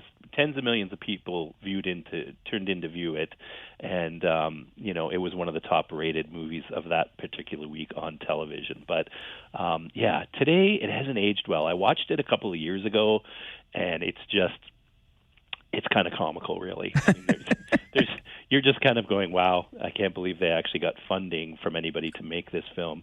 Gene Simmons was quoted as saying, "It's a great film if you're on drugs." I think you could say that about so many movies, though. Like, how about Pineapple Express? Did you not need to do something before you watched that movie to make that movie make any sense? Well, to me, there's a difference. When you're kind of putting out a movie and it's going to be silly right from the start, that's one thing. But when you're kind of putting out a movie, as Kiss did, thinking that this was going to be some, statement of your acting abilities and of, filmmaking, that didn't end up being the case. Fair. I think people kind of watched it and just went, oh, my God, this is kind of painful. Okay, let's go from one end of the movie spectrum to the other, at least when it comes to musicians or bands and biopics, which are films that basically are a biographical story of a musician or a band. On This Week in 2007, we learned, at least according to a poll, what was the best film ever made about a musician. Yeah, and keep in mind it's 2007, and there's been a lot of biopics of musicians made in recent years. I think it's kind of become almost a trendy thing where we're seeing a lot more biopics of musicians. But in 2007, they took a poll and wanted to know what people thought was the best biopic feature of all time. And Walk the Line with Johnny Cash, or about Johnny Cash, the film starring Joaquin Phoenix and Reese Witherspoon as Cash and his wife June Carter, that was voted the most popular and best biopic of a musician. The runners-up were Eminem's 8 Mile, the Mozart's Life, which was portrayed in Amadeus, and Ray, starring Jamie Foxx as Ray Charles. Those were the top 4. Also, in that top 10 was the Joy Division biopic Control, which I think is fantastic as well. But there's quite a few have come out since. I'm not sure which ones you're the most fond of. I know there hasn't been a Rush biopic yet, but I'm sure there will be at some point. I thought Bohemian Rhapsody was outstanding. I thought The Dirt was very well done as well, the Motley Crue biopic. And I saw the Springsteen movie this weekend, and it was also outstanding, worth seeing. I'm looking forward to that one. I haven't seen it yet, but I do intend on seeing the Springsteen film. Bohemian Rhapsody definitely up there for me. I enjoyed Rocket Man, the Elton John film. And even looking back further, I mean, does La Bamba count? Telling the story of Richie Valens. What about Great Balls of Fire? I think it was Dennis Quaid, right? Played Jerry Lee Lewis. Winona Ryder was in there. Anyway, I was much younger then, so I don't know how they'd stand up today, but I'd certainly put Rocket Man in the mix. Well, and there's the Buddy Holly story. Sure. Gary Busey, that was an outstanding one. Coal Miner's Daughter, I believe Sissy Spacek won an Oscar for that. So that one was also an outstanding biopic. There's lots of them out there, and there seems to be a trend right now of getting a bunch out. So I always look forward to them. I love any biopic film. On This Week, Brian, in 1989, it was a big day for MTV. Yes, they launched Unplugged, which at first was not really supposed to be... I think they had framed it as something they were going to do a few episodes of, but they weren't really sure how it was going to be taken by the viewership. And it got huge. People loved it. So on October 31st, 89, they aired their first episode of Unplugged, and the idea was that, musicians and bands would come on, and they would play a purely acoustic set of their hits, cover songs if they wished to do that, which lots of them did. And, it would just be sort of a low-key event. And, of course, we had bands like Nirvana, Eric Clapton, Mariah Carey, Tony Bennett, 10,000 Maniacs, found amazing success with their Unplugged by releasing them as live albums. In fact, Clapton's MTV Unplugged sold 26 million copies and has become the best-selling live album of all time, which is pretty impressive. Nirvana's MTV Unplugged in New York is considered one of the greatest live albums of all time as well. Pretty good series. I mean, they were all a lot of fun to watch. Do you know who the first artist that was featured on MTV Unplugged was? I do not. In '89? I do not. It was actually Squeeze. Squeeze was the first band that they approached and said, hey, we're going to do this thing called Unplugged. You think you guys could strip down your set and just come on with acoustic guitars and play? And they went, yeah, sure, we'll do that. What the heck? And they did, yeah. So there you go. It's interesting. So you mentioned Clapton's and how it goes on to becoming one of the best selling live albums of all time, his MTV Unplugged. And this goes back to something I said earlier when it came to cover songs. And maybe I shouldn't say I was such a snob I didn't care for cover songs. Maybe my tastes just weren't refined, or my ear just wasn't refined enough, because when the Unplugged era was happening, I disliked it strongly, particularly Clapton, because the big hit that I recall anyway that got a ton of radio play was Layla. And I loved the Layla by Derek and the Dominoes. I didn't care for this stripped down acoustic version in the least. I've come to appreciate it far more now, but I guess I just wasn't ready for it back in the late 80s. Well, and I think some of the bands that went on, people sort of said, geez, like nobody really wants to. I mean, we talked about Kiss earlier. They did an Unplugged. Who wants to hear Kiss Unplugged? Like the whole thing of the band is loud guitars and loud drums. But a lot of the artists came out and sort of said, when we wrote these songs, they were written on acoustic guitars. That's how they were birthed. So we're really just going back to the root of the song and playing it how it was originally written before we added loud guitars and loud drums and, put the music to the style of our band. But it was cool nonetheless. I remember having the same sensation that you did, was that it was kind of like, rock and roll for my parents to listen to. My parents wouldn't listen to a Eric Clapton record, but they sure loved MTV Unplugged, his version of that. So, it was something maybe to broaden that artist's audience a little bit. Yeah, it's an excellent point. And maybe that's why it took me a while to warm up. Or maybe, decades later, you become a parent and you're like, hey, this music isn't bad after all, I guess.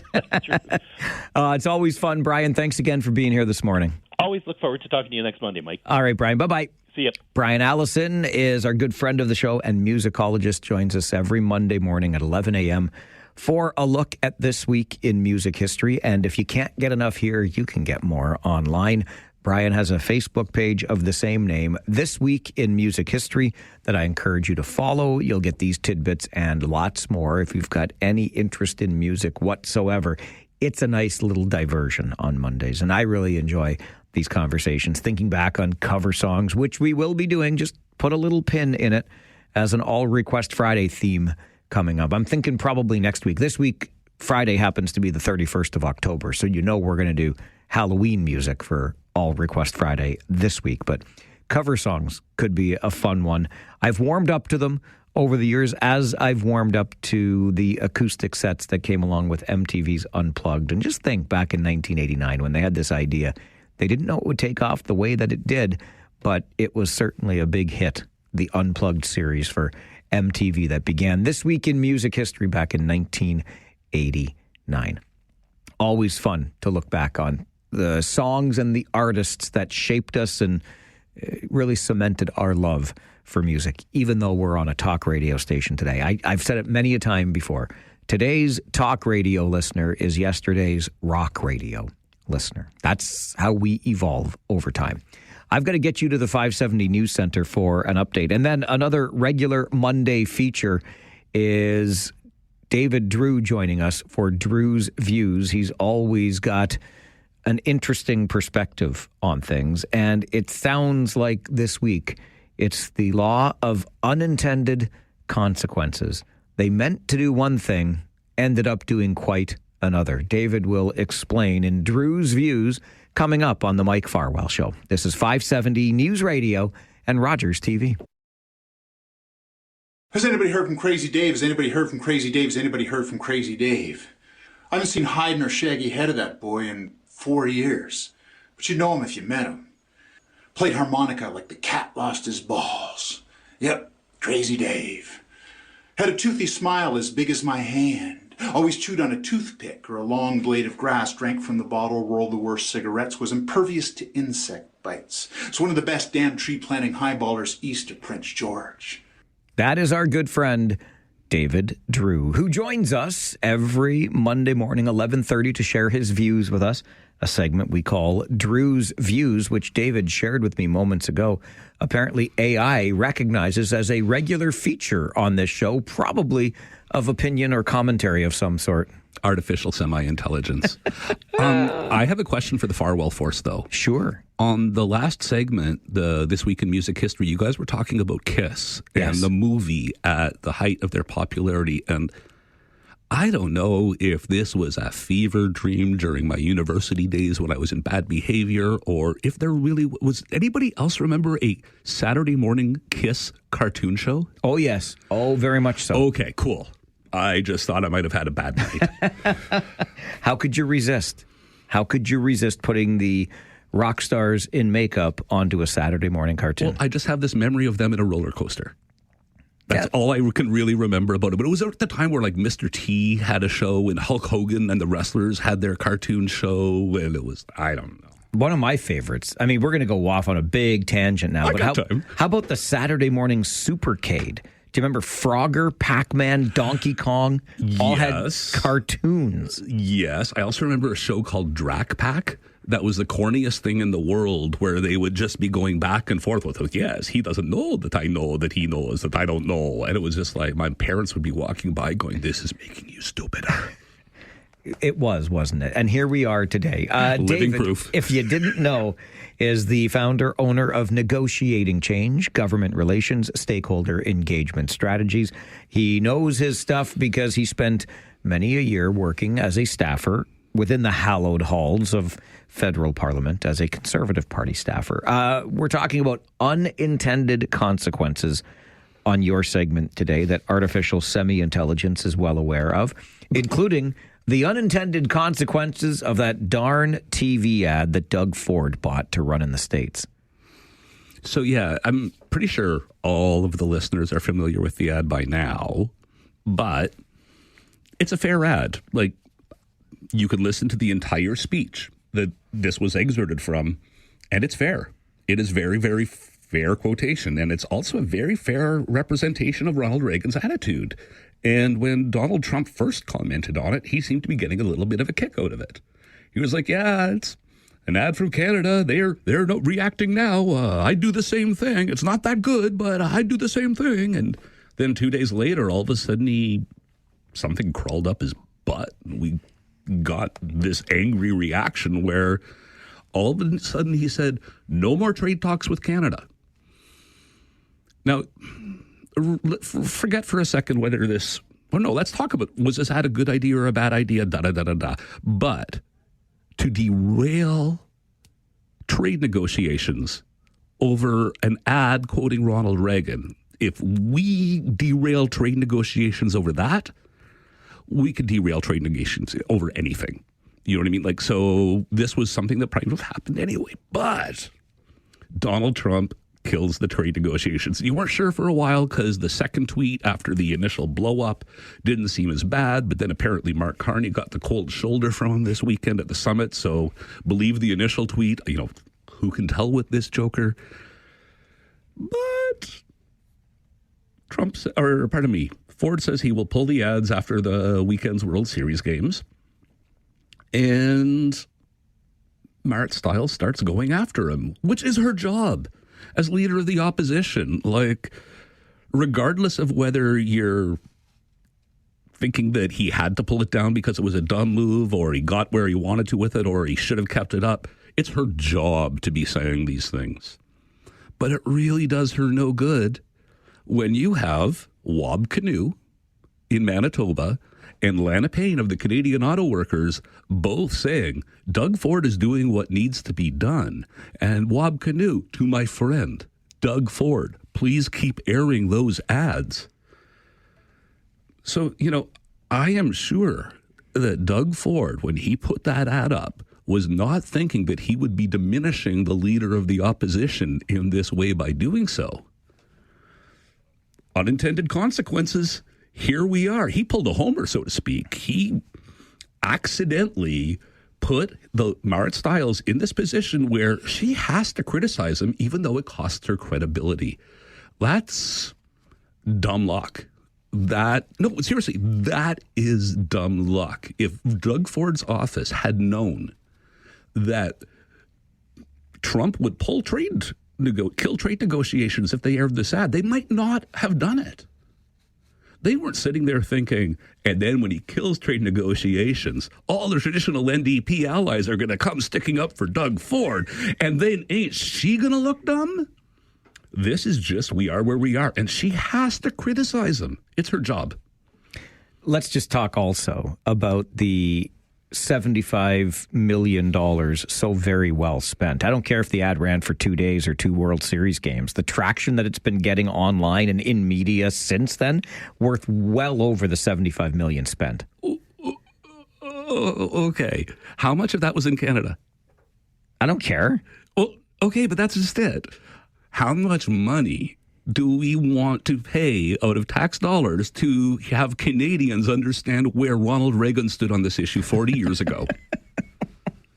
Like, I don't mind the ad. I think it's a brilliant. I do question if there was an audience for it in the U.S. Like, who are the Reagan Republicans? I did wonder about that. If the Reagan Republicans even exist anymore. Well, and if they do, they're not Trump Republicans. Well, they might be just because the only other choice is a Democrat, but.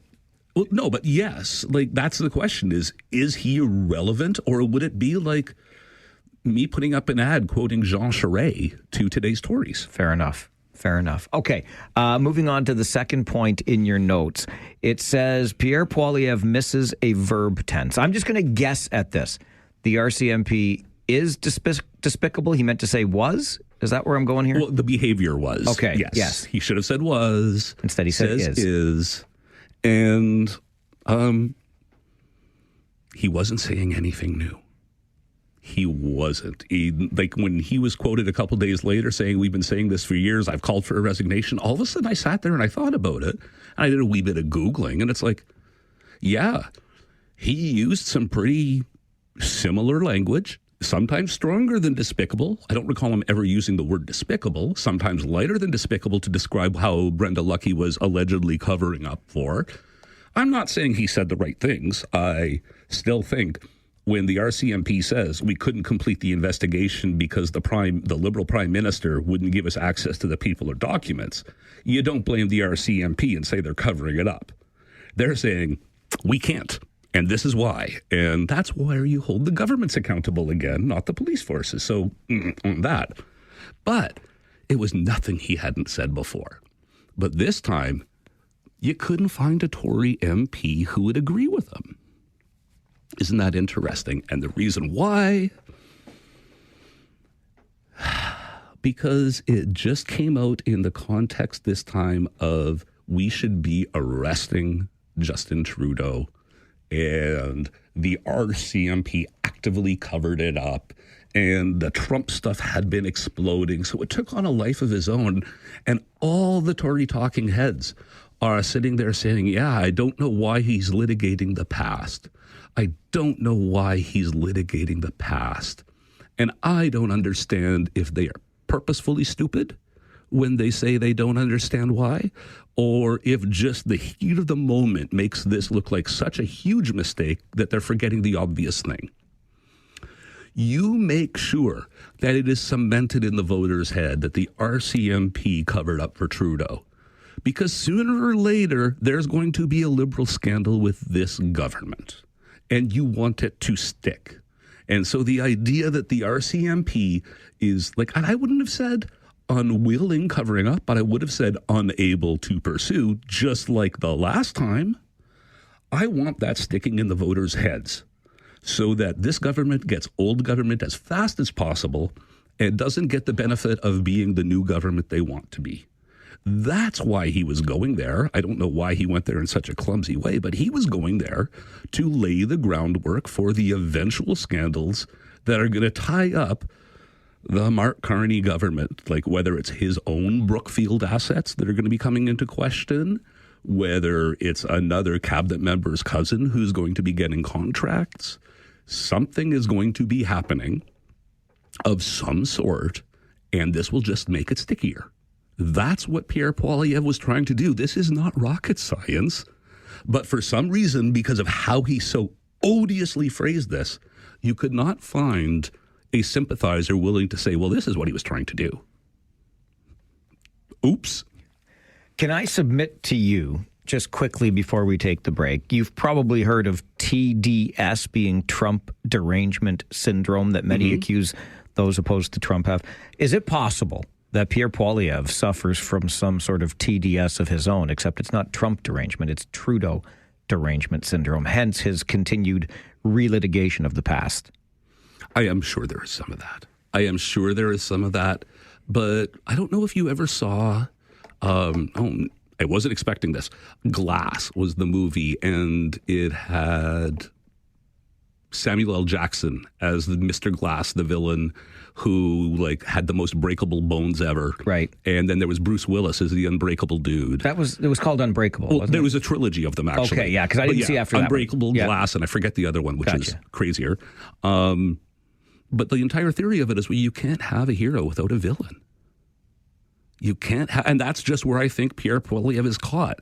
Mark Carney is not getting into the fights with him that he needs, whereas Trudeau was sitting there down in the sarcasm and the guts with him. Like, I think it's more the fights that he's missing than the Trudeau. If Mark Carney would stick his chin out and raise his elbows, I think Pierre Poilievre would engage with him more, but he's not getting it, and he just has to attack something. He's like, you give the dog the chew toys, otherwise you lose your slippers. Fair point. All right, David Drewe joins us Monday mornings, 11:30 for Drewe's Views. The government House leader has got David fired up this morning. And who is Mark Carney talking to? The Prime Minister. That's all still to come with David Drewe this morning on Drewe's Views here on the Mike Farwell Show, 570 News Radio and Rogers TV.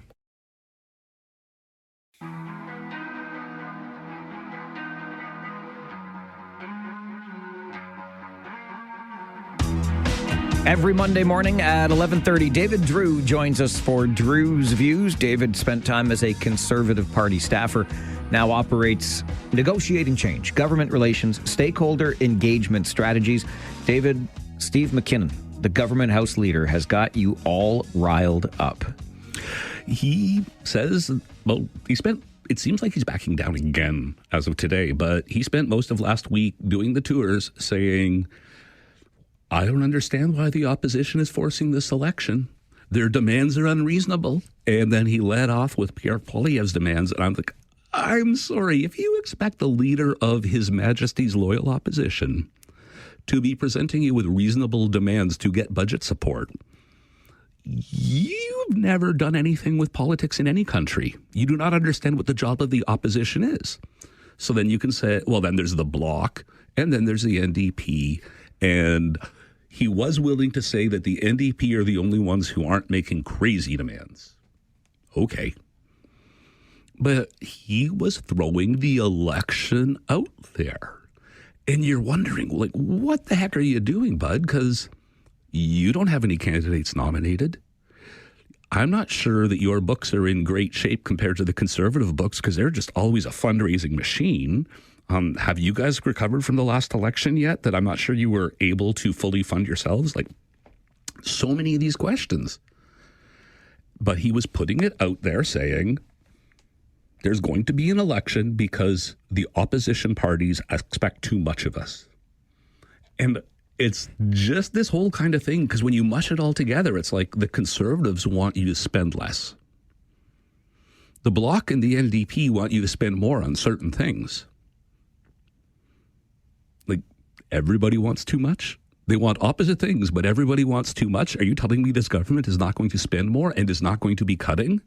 That all of these worries they have are not aligned with spending and cutting? It's just so complicated. That's like, what do you think the voters are going to be going to the ballot box thinking about if you force this election?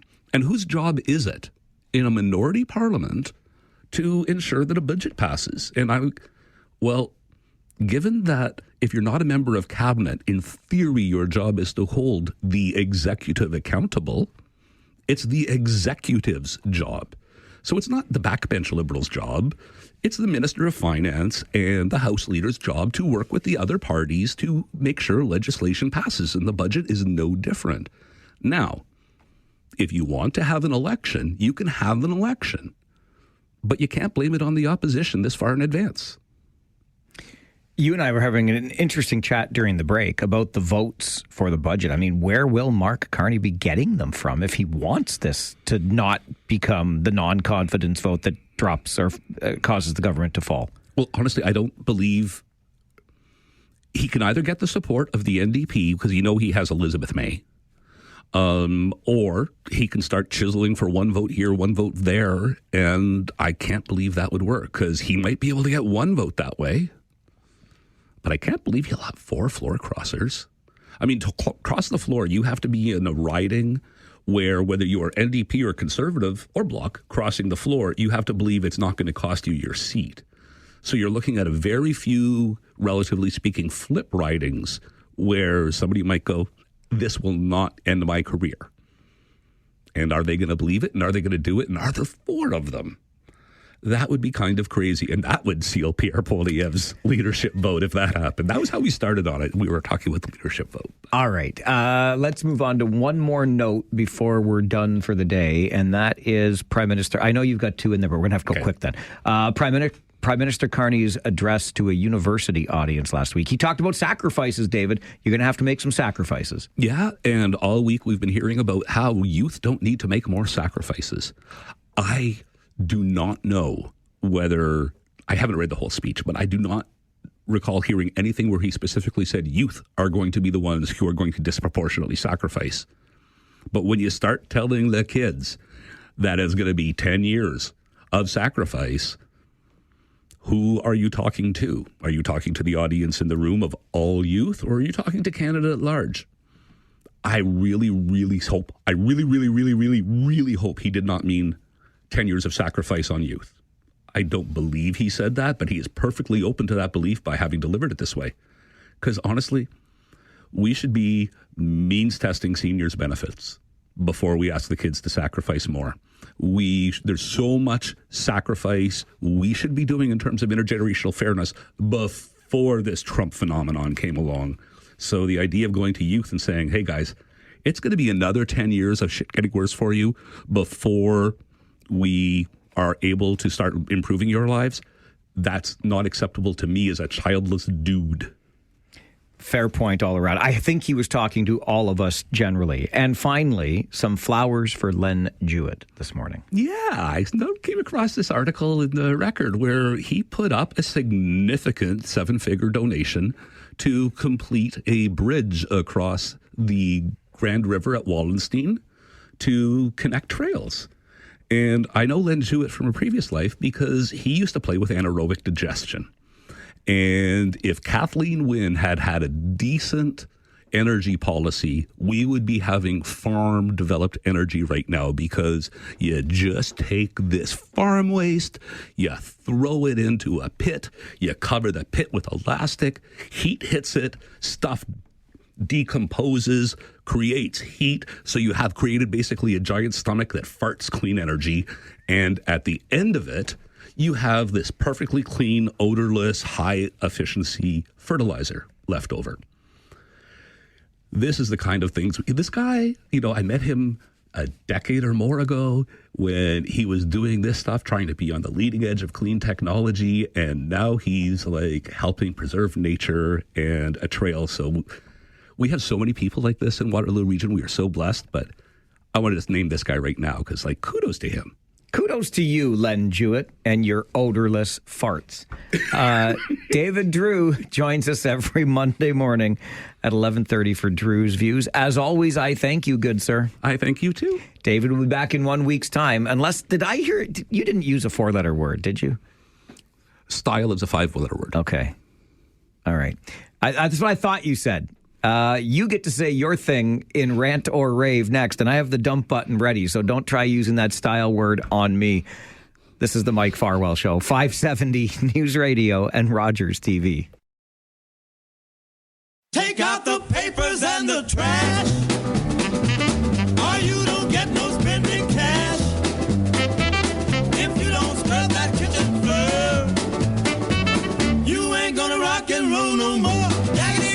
Don't talk back. Just finish cleaning up your room. Let's see that dust fly with that broom. Get all that garbage out of sight. Are you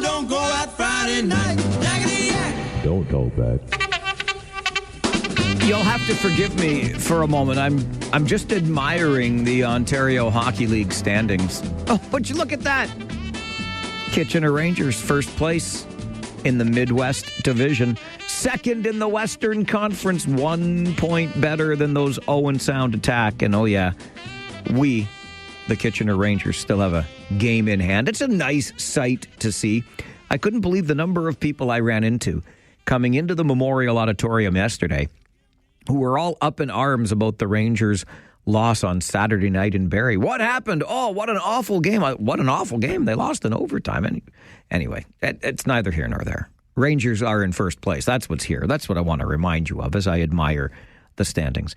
On Mondays, our Talkback Hour is reserved for your rants and or raves. You rant because you're upset about something. You rave because you've got something to celebrate on this Monday afternoon. You do either of those things with one simple phone call to us. 519-570-2545, star 570, and 1-800-570-5715. A reminder, if you can't get through on one of those lines, try another one. It tends to get busy, particularly on Mondays for Rant or Rave. I want you to get your chance, and we'll move through the calls as quickly as we can.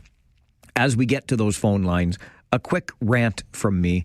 This is a nit being picked, I will admit, and it's one that I have picked at before, but we made the mess. So I don't know why we don't just follow the mess that we made until we unmake it. The mess I'm talking about is this ridiculous region and the way it was planned and how certain roads run east, west, north, and south. How Westmount and Westmount intersect with one another in Waterloo out by Laurel Creek, for example. It just goes on and on. It's so strange how you can be driving in a, southerly direction with the sun setting in your eyes, which would mean that you're headed west, right? Listen, it's just a mishmash around here. And so I'm driving to work this morning along Ira Needles Boulevard, which I do believe runs east and west. Nonetheless, I'm on Ira Needles and I pass a sign. And this sign tells me that Victoria Street is closed east of Fisher-Holman Road. Now, look, it's good to know that there's a long-term construction project that is impacting traffic on Victoria Street. But you see, to tell me that Victoria Street is closed east of Fisher-Holman Road when I'm traveling what I believe to be in a westerly direction, it doesn't matter. Victoria Street runs north-south in Kitchener. That's what it does. There's no other way you can't change that unless you change the direction of the road. But Victoria Street has a north and a south. Therefore, if I am traveling along Ira Needles Boulevard and I make my right-hand turn onto Victoria Street to go towards Fisher-Holman, then Victoria Street can't be closed east of Fisher-Holman. It can only be closed north of Fisher-Holman based on the directions that you put on the signs. So all I'm asking for is a little consistency in the signage. I know that Victoria Street doesn't really go north-south, but that's the description you put on the sign. So you got to make all the signs say the same thing, is all I'm asking you to do. You can't pretend that it actually runs east-west, which it does, but you called it north-south. So just please make the signage consistent. You can't close a north-south road east of another road because it's a north-south road. It's north of Fisher-Holman by the very rules that you put in place. And I wish we would just continue following them because you confuse the heck out of people. It's like how Ontario Provincial Police, God bless them, still talk about a Highway 8 South. There's no such thing as a Highway 8 South. It runs east-west, at least according to us. So as much as you want it to be something else, you've already made it a different thing. I know I'm picking at the nit, but I got to do these things. There's no way that Victoria Street can be closed east of Fisher-Holman because Victoria Street doesn't run east-west. It runs north-south. So we'll just change. You know what? Do you mind if I get some spray paint and change the sign myself? Would that be okay? Would I be running afoul of any laws changing the sign myself? Victoria Street is closed north of Fisher-Holman. I'm just following the rules. That's what I like to do around here. All right, let's get to the phones on Rant or Rave. Preston Paul, Farwell's Force member, number 45. Good afternoon, sir. Where's Preston Paul? Wait. Paul, that was totally my fault. I think I double-clicked. That's okay, Mike. Hey, buddy. How you doing? Good, thank you. I got a rant, a rave, and a dig. Do it. Let's do the dig. How's that Pittsburgh Steelers doing? Okay, listen, I should have started this way. Paul, if you love me, we're not talking about that. I'm not talking about them for the rest of the season. I told you also. I told you. Aaron Rodgers is a bum. End of story. I'm so upset. I'm honest. Now I'm fired up. I'm so upset. I turned that game off last night, and I was fuming. He is a bum. Okay. Blue Jays, calm down, Mike. Calm down, Blue Jays. Here we go. Let's go, you Blue Jays. Yeah. But for my rant, we have people in our neighborhood that have come from other countries, and I'm not going to point out which ones. But I've had to go over 3 times and explain to them what the garbage situation is. Everybody in our block has their blue box, green boxes. They go out on Tuesday or Monday night, and they're taken off the roads by Tuesday night. These people left it out right up until Saturday morning. And then I went over there when I finally spotted them outside, and I gave them a what for and get their garbage off the street and get it away from the road. Like, I don't understand why people aren't, especially with those ethnic groups, explaining to them what they should do, what they shouldn't do, show a little common courtesy, respect in the neighborhood that you live in. Like, it doesn't seem that hard to me, Mike. All right, Paul. Listen, I appreciate your point. I think this would go for anybody that's new to any community, getting used to the rules that exist in that community. It may have been different from whatever community they were in before. And believe you me, in my line of work, we get accused often of, is that the same old story? Because you see, you lovely listener, you hear it frequently. You hear it again and again and again. And that's because we are repeating it over and over, trying to reach as many ears as possible. I'm glad you did the neighborly thing. I'm sure you were very kind when you explained to your neighbors the way the system works here, and they will follow the rules dutifully from here forward. Dave is next on Rant or Rave, Farwell's Force member number 47. Good afternoon, Dave. Good afternoon, Mike. I have a couple quick comments on the LRT, and then I got a rave. Okay. First of all, I find it ironic that some people, influential people, are pushing the idea of a plebiscite on the LRT when Cambridge is paying their share currently on the LRT, which obviously we don't have. Second of all, on the LRT, I live in Cambridge, and I'd rather we go ahead full steam, and I said this last week, for fast, frequent GO service between Cambridge and Toronto, and then proceed to the LRT afterwards. Now, that's my quick comments. Now, I'd like to say, go Jays, go, and thanks to the Kitchener Rangers for a tremendous past week and your calls. Thank you. Have a great afternoon. Thanks, Dave. Appreciate the call. That person of influence to whom Dave refers in Cambridge, Ward 1 councillor Helen Schwery, who has asked the question, do we really need LRT Phase 2? Let's put it to a public vote. We're going to get Councillor Schwery on the show later this week and hear her out in this regard. I'm with Dave. Don't forget, Cambridge, you've already paid your share of Phase 1, and you don't have the trains. We can get the trains there. It's just going to cost us $4.5 billion. I get it. That's a spicy meatball. Andrew, you are next on Rant or Rave. Good afternoon. How are you today, Mike? Top shelf, my friend. Thank you. How are you? I'm doing all right. Good. I just want to make a comment about your north, south, east, west thing you were talking about. Yes. I don't understand why you don't understand. If you're traveling on Ira Needles or Fisher Hallman, they said that Victoria Street is closed east of Fisher Hallman. They're not talking about the direction of what Victoria Street runs. They're talking about the direction of the street that goes north and south, which was Fisher Hallman. So east of Fisher No, Fisher Hallman goes east-west. No, it goes north. Look on the map. Okay. But so does Victoria Street. Well, Victoria Street runs east and west. No, but it runs north-south according to the signage. Well, according to a map. This is the point. See now, Andrew, now we're getting somewhere. I'm with you, according to the map, but Victoria Street has a north and a south designation in the city. Okay. I can't argue with you now. I know. That's why I get frustrated. It's goofy, but this is how we operate in this town. It's ridiculous, isn't it? It is. King Street runs, or Weber Street.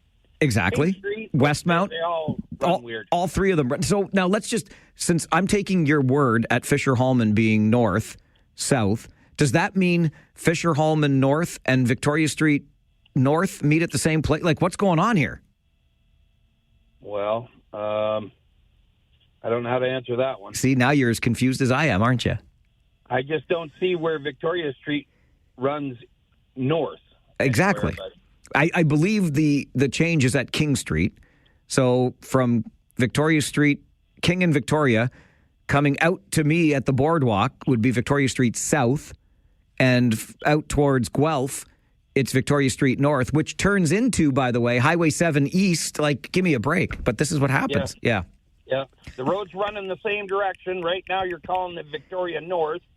And as soon as we go through the traffic light, same direction, you're calling it 7 East. Andrew, I promise you, if you actually look at the signs, that's what they're going to tell you. Okay. I believe you. I just, I missed that part of it, I guess. That's all right, my friend. I appreciate you paying attention like you do. Have a great day, Mike. You as well, sir. It's good to talk to you. This is why I do it partly in jest and partly because it stresses me out, honestly. Like, Andrew's bang on. He knows what's what. King Street runs east-west, north-south. Weber Street runs east-west, north-south. And by the way, Weber Street and King Street, running in all four directions, crossed each other 3 times. You can't make this stuff up. And somehow, a road that we have decided runs north-south, which it doesn't, but that's what we call it. Just look up addresses. It's either on Victoria Street North or Victoria Street South. And somehow, that road that we have decided runs north and south can be closed east of another road. That's enough. My head hurts too. Rant or Rave continues. You can get me off this tangent on the Mike Farwell Show, 570 News Radio and Rogers TV.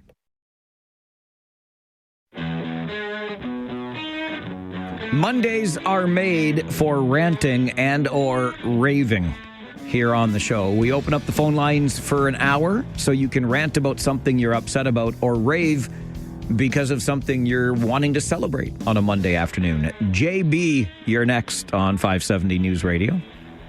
This rant is kind of, I don't know if it's founded in all the information. I'm still trying to figure it out. But last week was the Chamber's Business Excellence Awards, and they had presenting sponsors. And, usually if you want to be a presenting sponsor, you got to fork out a bit of cash.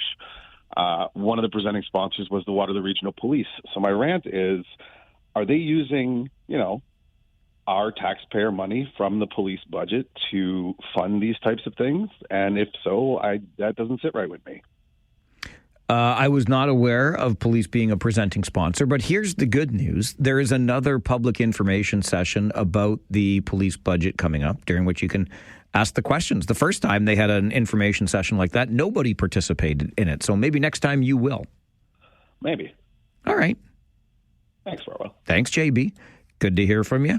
There is a rant that has something like my nit I had to pick earlier that's picking away at JB, and he wanted to pick that nit during Rant or Rave today.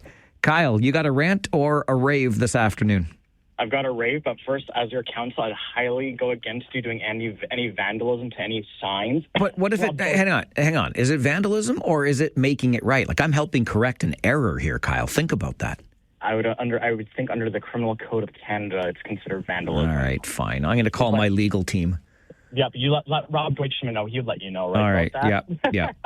My rave is to both great teams. The first one is the Toronto Blue Jays. Amazing game on Friday. Sure, we didn't win on Saturday, but you know what? Statistically speaking, just like that commercial that comes out, we have a 75% chance of actually going through because we have a better odds of actually winning the next games like we have done all postseason. The second one that I've got is also a rave, and it's to your Kitchener Rangers. I heard you guys on the broadcast broadcast last night when I got home, and it was wonderful to hear that the Kitchener Rangers won against the North Bay Battalion last night. So 2 big raves to that, and you guys are now number 1 in the OHL. Is it your division or overall? Division. Well, that's still amazing. So my 2 raves to that. Thanks, Mike, and have a great day, my friend. All right, Kyle, thanks very much. I was getting ready to pull my headphones away from my ears because when Kyle has been on the show recently, he's been very excited about the Toronto Blue Jays. So I braced myself for the hootin' and the hollerin', and it didn't come today. But we will take those kudos to the Kitchener Rangers taking over first place in the Midwest Division. You bet we will take those kudos. Mary, you are next on Rant or Rave. Good afternoon. I was going to say good morning, but it's good afternoon, Mike. It is indeed, Mary. Well, I missed you, and I missed Chuck. You were away Thursday, and I couldn't hear him. Chaka. I'm so sorry, Mary. I should turn my headphones up. Yes, Gary Chalk was not there on Thursday. Because you weren't. Because I wasn't. Anyway, yes. I'll give you that. All right. Okay. What I'm going to suggest, and I'm like, isn't it funny how when Ford wants to stop the cameras, all of a sudden our regionals say, oh, well, we're going to do this. We're going to do that. It wasn't rolled out right. Isn't that kind of funny? Oh, it's very... Well, I don't know if I'm laughing, but yeah, it's funny. I'm not laughing either. I get you. But I say, why don't you if you need money, send your bylaw officers out to ticket the parents that are parking illegally? I would love that, What Mary. do you think? I think you're onto something. Okay. Okay. Yeah, one more thing. Yes, ma'am. Why don't we, as Canada, invoke our sovereignty rights and not turn the clocks back? What do you think of that? Mary, you are full of good ideas today. That's what I think. Tootin'. Well, hell's bells. If he's going to do that, hey, we only doing it because of states. We're a sovereign nation, aren't we? Ha, ha, ha. Thanks, Mary. Okay, bye. I love that laugh. I would pay to hear that laugh on a regular basis. We move the clocks ahead. No, back this week. Back. Don't listen to me. Spring forward, fall back. This coming weekend, we're going to fall back, turn the clocks back an hour. I would be happy if we kept the clocks in the same ding-dang place the whole year round. Mary knows I agree with her on the whole speed camera thing. Isn't it funny, not funny, ha-ha, that now that the Premier is pledging to cancel the speed camera program, we're pledging to make changes to it. Oh, we're so sorry. We didn't mean to screw over the public. Oh, yeah, that. Yeah. And I'll just go back to the story I shared when Rosie the pandemic pup and I were out for a lovely walk on a lovely fall day yesterday. And I walked through the school zone where I attended elementary school going back to 1977. That's right, 48 years ago. Speed limit there is now 30 through that school zone because the city will tell us, oh, it's unsafe. How could we possibly have lived with a higher speed limit than 30? It's so unsafe. The children are in such danger. And in all of the 48 years of my attending that school and walking past that school with the dog or without the dog, not one time ever has there been a collision causing injury or worse. But no, it's safety. We got to reduce these speed limits. It's for safety. Sure it is. Is safety another word for cash grab? It might be. Anyway, that's my extra 2 cents on that. Mary was just setting me up so I could hit it over the fence like Vladdy Guerrero Jr. is going to do tonight. Rant or Rave continues on the Mike Farwell Show this Monday afternoon, 570 News Radio and Rogers TV.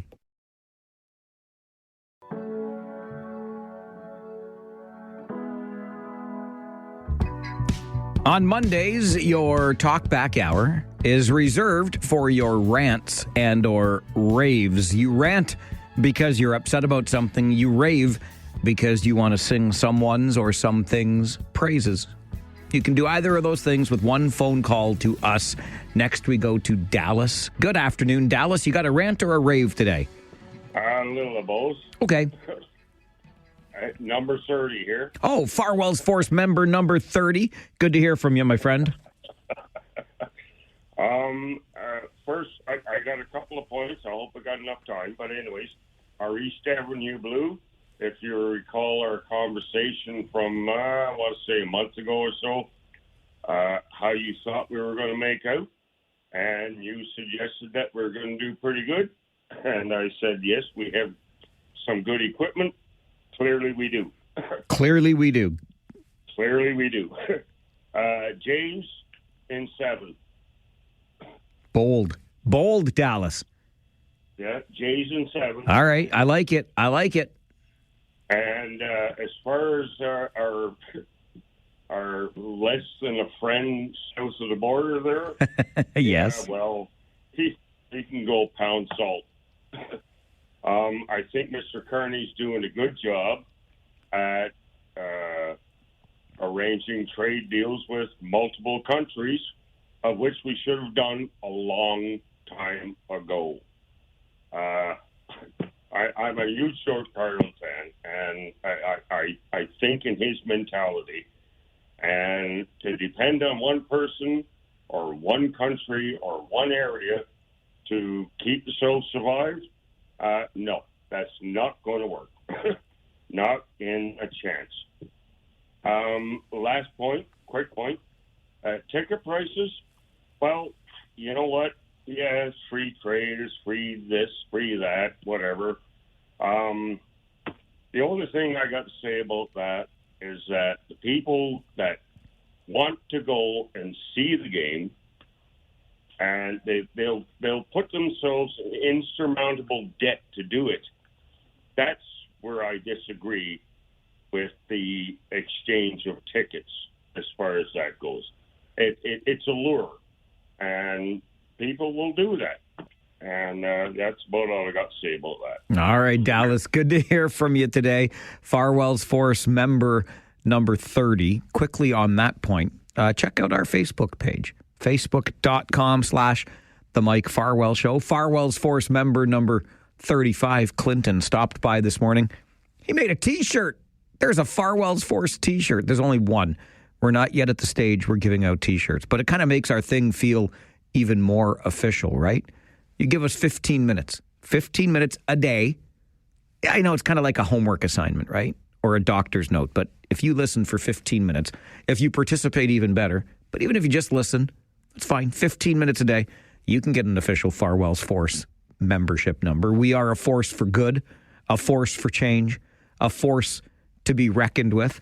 And there's even a picture on our Facebook page of the semi-official Farwell's Force T-shirt. There's only one. It's a limited edition right now. Dallas talks to a lot of the issues of the day, so take your pick at those. Is Doug Ford responsible for his anti-tariff ad for breaking down trade negotiations that Prime Minister Carney had said were progressing until that ad aired and Donald Trump threw a hissy fit last week? There's that aspect of things. On the Ticketmaster and the sales, the prices of World Series tickets, I hear where Dallas is coming from, concerned that people will, go into great debt or spend their life savings, whatever. It's their money. I mean, I wouldn't recommend it either, obviously. But again, I'm kind of a free market guy when it comes to these things. I do think we have to get bots out of the system. Maybe there needs to be more tickets made available to the public instead of being held back for various reasons. But only 40,000 seats in the stadium. Not everybody was going to get to go see a Blue Jays game in person and be in that stadium when Addison Barger hits a grand slam. Unfortunately, a lot of us, most of us, are experiencing that from home or a bar or the Gaslight District at a public screening, whatever it happens to be. You don't get to be there. There's no guarantee. Nobody said in this life that you will be able to go to a World Series game in person, unless you have lots of money, apparently. Anyway, lots of different roads we could take from Dallas's call a moment ago. Let's go next to Francis, Farwell's Force member number 36. Good afternoon. You got it, buddy. I got my list right in front of me, my friend. You sure do. I'll go down a different road.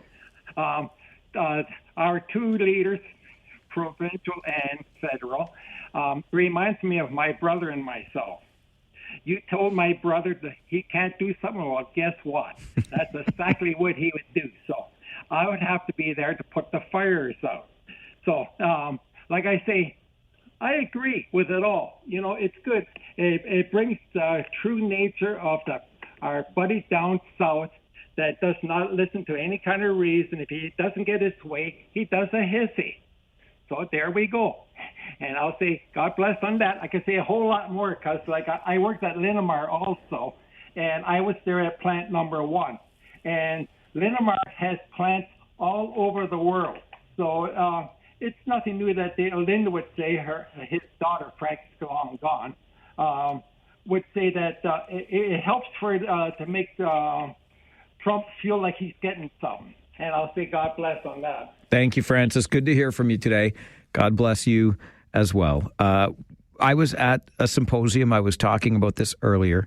The symposium at the University of Waterloo last week on Thursday. That's why I wasn't here. It was a great room to be in, full of people in the automotive industry from various parts of the supply chain. Toyota was present. There was a great deal of optimism in that room that we will not only withstand this tariff war, but we will overcome. There's even optimism for that domestically produced, the Canadian-made automobile. Lots of great vision, lots of smart people in the room. And anyway, to that end, Francis, appreciate your thoughts on that. Next, we go to George, Double O George, Farwell's Force member number 00. Hey, George. Hey, hi. How are you keeping, mate? Very well, thank you. How are you? Good. Me too. Good. Good. I'm going to praise. I'll give a rave for Cambridge councillor Helen. How do you pronounce her last name? Schwery. Schwery, right. I like what she said. I feel the same way. Hey, give us some good express buses at good times, like every 10, 12 minutes. We don't need the LRT. All right, George, appreciate that call and the thoughts. You think we need the LRT? Let's hold a plebiscite and find out. Ward 1 councillor in Cambridge, Helen Schwery, wrote in a letter to the editor this weekend. As I've mentioned, not only that letter before, but we're going to work on getting Councillor Schwery on the show later this week, and we'll talk about it ourselves. George is definitely on Team Schwery at this point. Let's talk about Phase 2 of light rail transit. Let's ask the public what it wants. Right now, we'll ask Jessie what she wants. Good afternoon, Jessie. It's Rant or Rave. Hi, Mike. Hi. I think I'm number 131. I am a Farwell Forcer. Hang on. 131 or 133. I'm up there. Hang on. 130, 130, 130. I got you 134. 134. Oh, my goodness. Yes. So I am a Farwell Forcer. I just can never remember my number. Okay. I need to make cards or something for everybody. But I'm calling about the Blue Jays tickets thing. Yes. So for me, I am a yay sports kind of person. My husband, if you miss a play and you ask him, he'll give you the player, the number, the ref name, the history of everything that happened up to this point, and I'm sitting there going, yay sports. So we took the kids to the Jays game a couple of times this summer. They loved it, but I found that I was completely lost. And I actually prefer being at the bar or at home, whereas the commentators tell me what's happening. So and for some people, not going is better. You know what, Jesse? That warms the very cockles of my heart when you say something like that, because I commentate on sports too. So I'm glad we give you something useful when you tune in. You do. I love to listen to you. Thanks, Jesse. Appreciate it. You're welcome. Bye. Bye-bye. Farwell's Force member number 134. Don't worry. You can't remember yours. I got a list right in front of me. That's how we built Farwell's Force. And it's just growing and growing because, as mentioned, we are a force for good, a force for change, a force to be reckoned with.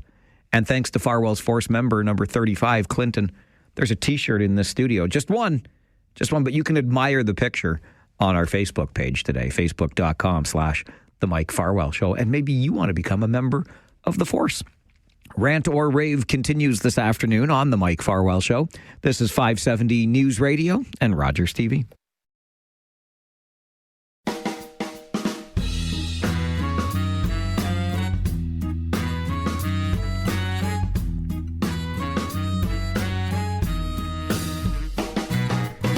It is a Monday on your Talkback Hour, which means it is your hour to rant and or rave. Rant because something's got you all fired up. Rave because you want to sing someone's or something's praises. You know the numbers to reach us, right? 519-570-2545, star 570, 1-800-570-5715. If you want to ask a question too, hey, listen, this is an open book, okay? I am more than happy to give answers to anything I can actually answer. If I can't answer it, I might make it up, but I'll usually just be straight up and say, I do not know the answer to that. But boy, do I love this question via email from Claudette. Claudette writes to Mike at 570news.com. Mr. Farwell. That's very formal, Claudette. I prefer you take off the Mr. and just call me Farwell. But anyway, my husband and I are at odds as to who narrates the introduction for the David Drewe segment of your show. That segment starts like this. Has anybody heard from Crazy Dave? Has anybody heard from Crazy Dave? Has anybody heard from Crazy Dave? Shit. I haven't seen hide nor shaggy head of that boy in 4 years. But you'd know him if you met him. He had long, red, Raggedy Andy hair he'd wear in 2 pigtails. Had a Harley-Davidson handlebar mustache. It just goes on and on from there. I'm not sure I have the edited version handy, so I'll just play a little snippet of it. But that is part of the introduction to David Drewe's segment every Monday morning at 11:30, Drew's Views. And Claudette says, I say it's someone else, and my husband says it's Mr. Drewe himself. What say you? Claudette, from Godrich, no less. Oh, up there on the shores of Lake Huron, be still my heart. Who narrates the opening to Drew's Views? Has anybody heard from Crazy Dave? Has anybody heard from Crazy Dave? Has anybody heard from Crazy Dave? That is none other than local to the region of Waterloo, not local to Godrich. Spoken word artist Scott Wicken. That's who narrates the intro for Drew's Views. And believe it or not, even though it is entitled Crazy Dave, it was not written exclusively for David Drewe. David just happens to know Scott pretty well, likes his work, and there you have it. So that's who narrates the opening for Drew's Views, David Drewe, Monday mornings, 11:30 here on the program. The narrator is none other than Scott Wicken. Tremendously talented. You can probably find that on YouTube if you look it up. Scott Wicken, Crazy Dave. He's an interesting cat, that Scott Wicken guy, and that's what he came up with for his spoken word performance of somebody he knows as Crazy Dave. But it's not the Dave that we know on Mondays at 11:30. Like I said, happy to answer questions if you have them via email or on the phones as we continue rant or rave on a Monday. That's the hour that we set aside for Talkback every day, but on Mondays, it's rant or rave. That's in keeping with a long-standing tradition on this show. I don't know how you're feeling about our Toronto Blue Jays, but I got to be honest with you. I'm feeling pretty darn good. I don't know for sure if they have the stuff to beat this super team that is the Los Angeles Dodgers, but we sure as heck won Game 1 in convincing fashion, didn't we? And they got us back in Game 2, but it was close. It was close right up until the 7th inning. Little pitcher's duel going on. For whatever reason, I think I know the reason. This team has got me believing this group that is nowhere near on paper the super team that the Los Angeles Dodgers are, but just a group of guys that enjoys being around one another, enjoys going to the ballpark, seems to get along just great.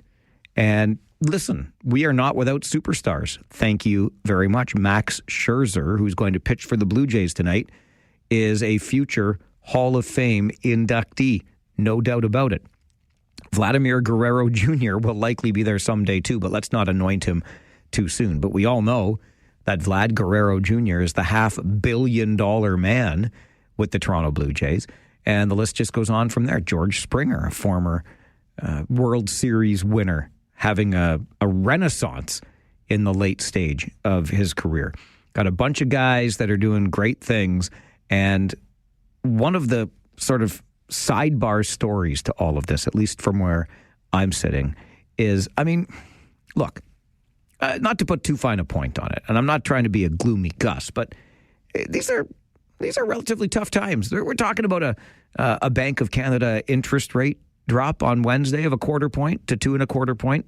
That'll become our key lending rate in Canada, which would probably be welcome for many of us. But listen, things are not exactly the easiest. They're not the worst of times, but they're not the best of times either. Affordability is an issue. We're seeing all kinds of issues because of that affordability crisis in our communities. We're wondering how we're going to get out of some of the messes that we're trying to get out of. We've got a fall fiscal update coming from the province, which has already said, geez, our deficit, we're sitting at $14.6 billion, and we don't know when we're getting back to balanced books. We've got a federal budget that's coming out on November the 4th. Don't look now, but that's next Tuesday. The federal budget will be delivered.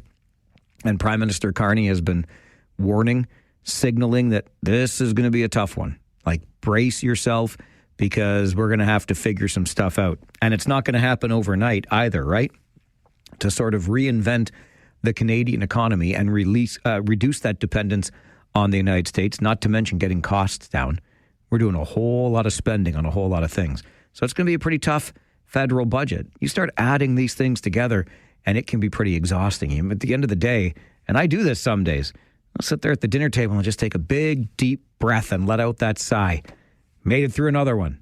Now let's get ready and do it again tomorrow. Not the easiest of times. But is it just me? Or have these Blue Jays given us a reason to maybe forget about those difficult times, right? They put a smile on your face. You enjoy watching them perform. And regardless of the outcome of this World Series, I'm just like beyond pleased with what they've delivered to us over the last number of months. The chase into the playoffs, holding on to first place right down to the final game of the season, knocking off the New York Yankees, winning over Seattle in 7 games with the Springer dinger to come from behind in Game 7. It just makes you forget everything else for a little while, doesn't it? And you're forgetting everything else, and you're enjoying the moment. And they've given us so many moments to enjoy. And, you know, maybe there's another part to all of this, too. Not just the enjoyment of the moment in an otherwise challenging time, but maybe the Blue Jays offer the metaphor for how we're going to get out of the messes that we're facing provincially and federally, the books that need to be cleaned up, the big problems that we need to tackle. Sometimes you can look at them and think, at least I do, and I see a mountain in front of us, and how are we ever going to scale that mountain? Well, maybe we'll just do it like the Blue Jays did it this year, one game at a time. This was a last-place ball club a year ago, and this year they're at the top of the heap. They win the pennant, they win the American League Championship, and now they're 3 games away from winning the World Series. Maybe the Blue Jays are doing more than just putting a smile on our face. Maybe they're giving us hope for overcoming the big obstacles we face as a community, as a province, as a country. I don't know. I'm not trying to get too corny on you here, but I'm pretty pumped. Hey, you're going to hear the game tonight. Jays-Dodgers, 7:30 right here on 570 News Radio. And if you're near a TV, you're going to find that game on Sportsnet. I know we will be enjoying it in the Farwell household. So hope you can too, and it puts a smile on your face for another day. As we look ahead to our show tomorrow, speaking of the challenges our community faces, how about that regional budget? The pledge is to keep it at a 5% increase or less. Are we going to be able to do it? And Royal City Science has a star-studded celebration to mark a milestone. All of that and more on your show tomorrow. So I'll come back at 9 tomorrow morning if you come back and join me too. Okay? My name is Mike Farwell. You are a force for good. Bye for now.